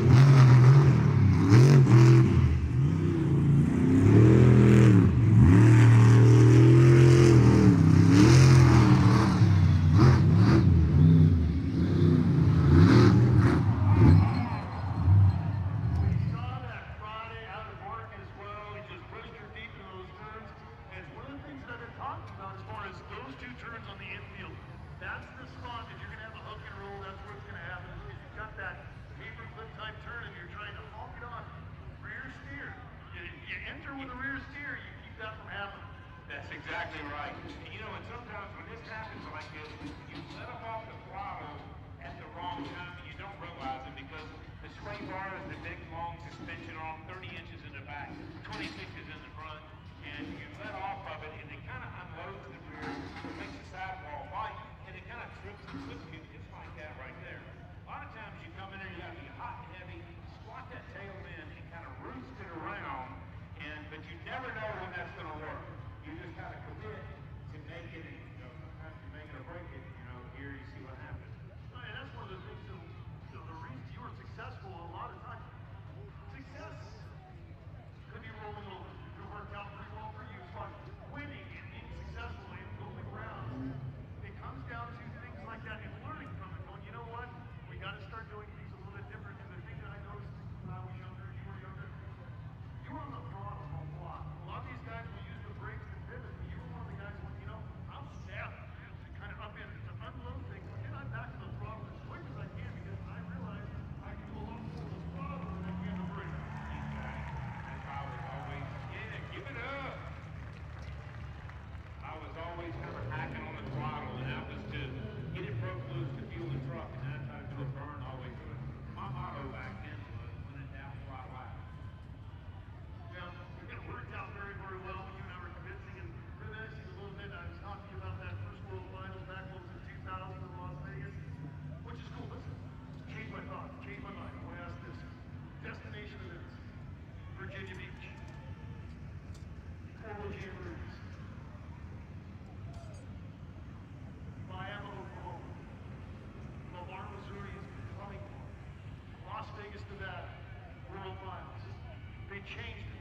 It's no longer Jamboree Stadium. It's bouncing around. I think that's good. I like it. But it does detract from that feel that we used to have in Vegas. I'm going to tell you right now, not only do a lot of competitors, maybe I shouldn't be saying this, but I'm going to tell it like it is. We miss Sam Boyd Stadium. We miss the chicane, the summer alley, and the fans miss it too. So until we get to a track or a place that we can actually set that up again, you know, I don't think we're going to be, you know, advertising not to be as far as that goes. But I miss it, man. I'm telling you, and when they were first going to move it, and they said they're moving it to Florida, I'm like,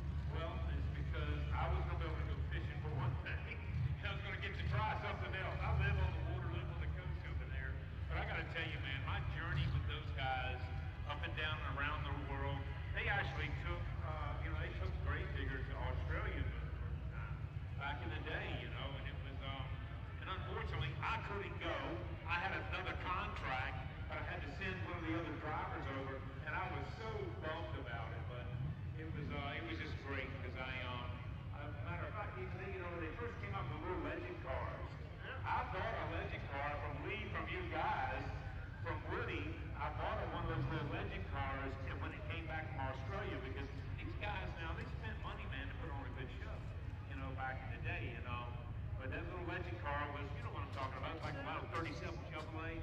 That's all those things, and I told Lee, I was actually trading out money that they were paying Grave Digger to go there, and I'm trading out junk. Yeah, I'm good at giving that and this much money, and we're good. And that's what we did. I ended up with one of those legend cars.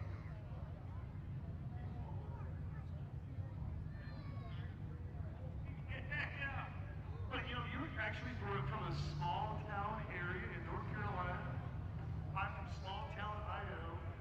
If you would have told me somewhere before I was 23 years old that you're going to get to see the world, literally, somebody is going to pay you to go somewhere else in the world and talk about what you like, I would have said you're crazy, you're stupid. Nobody in the world has an opportunity like that. My gosh, and my golly, these small town kids, we've seen a lot more than I ever thought I would. Absolutely, and you know,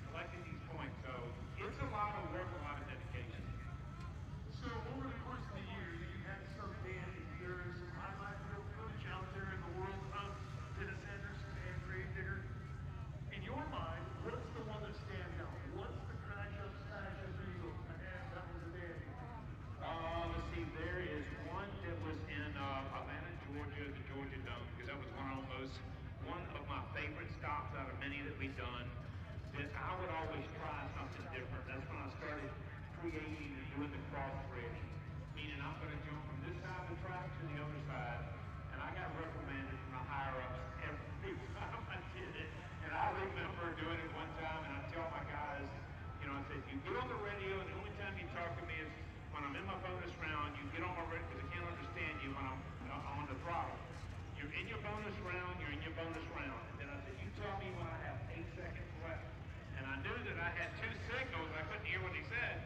So when I had 8 seconds left, I would tell him, I said, now this is going to be my fuel zone right there. So he said, okay. And I said, come tackle me, see what's up.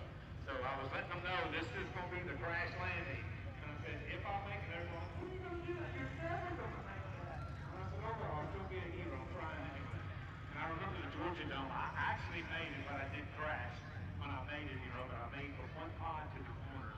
And I got recommended so bad the higher up, so they're all on the radio going, Jesus, I can't believe he's doing, what is this? Is all of that necessary?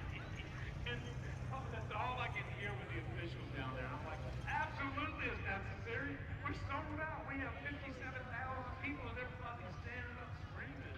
It's great. You know, I spent a lot of time on the West Coast. I was going this weekend with Humble and Tom. Back when Tom was running the independent, he hadn't quite moved into the Mac stages yet. And we would get some of those outdoor speedway shows. He was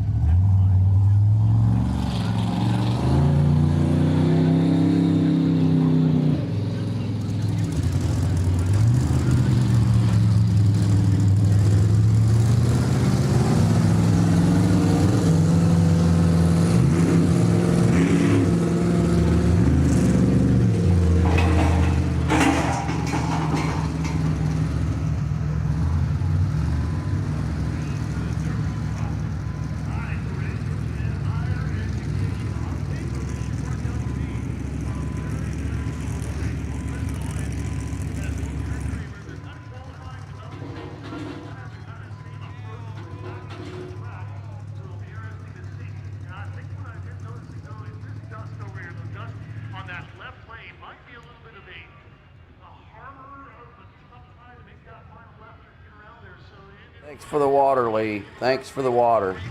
I'm sure the audience loves it.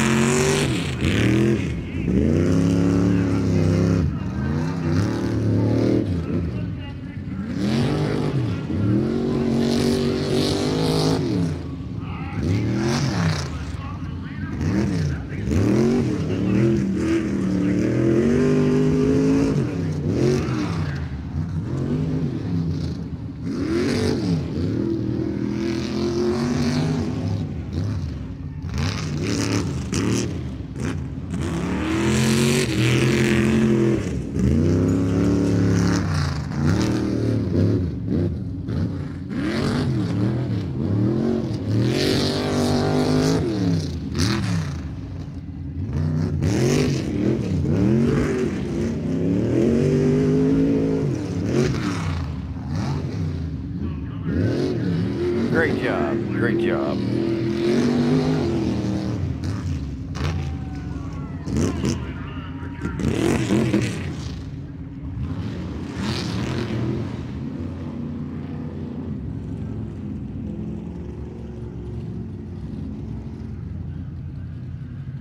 I want some water.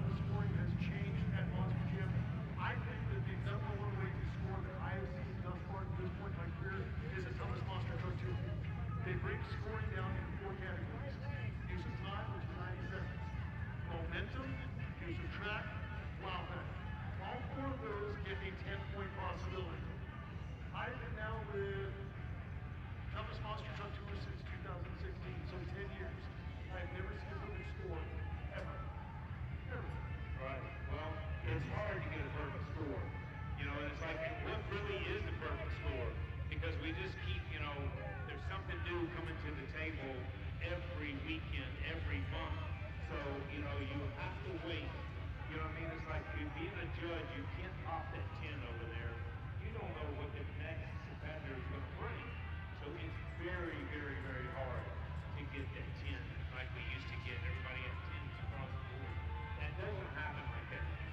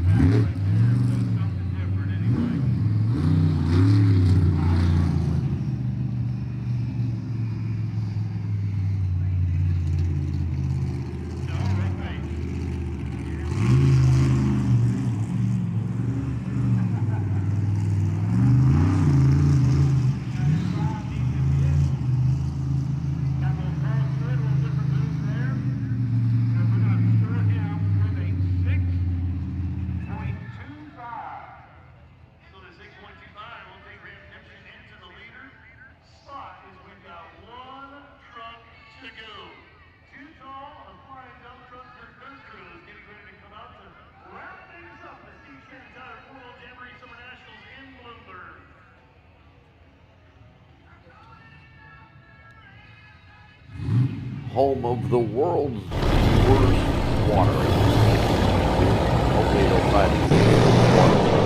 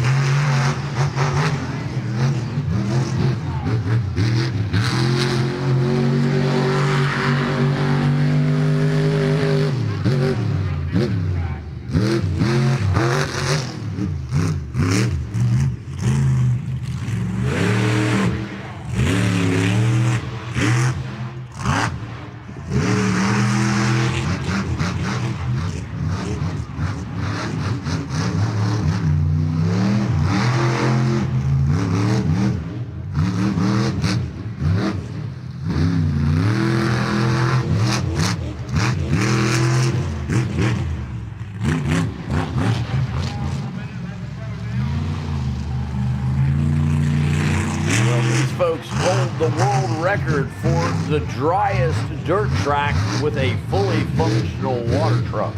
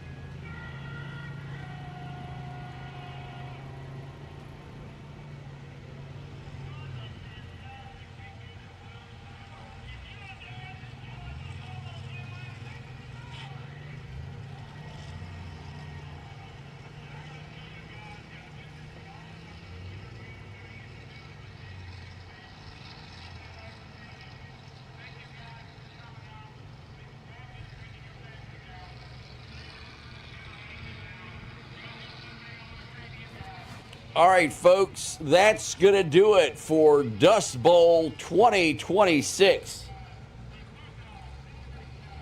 Have a great day. We'll see you tomorrow. Or hell, we might see you later tonight.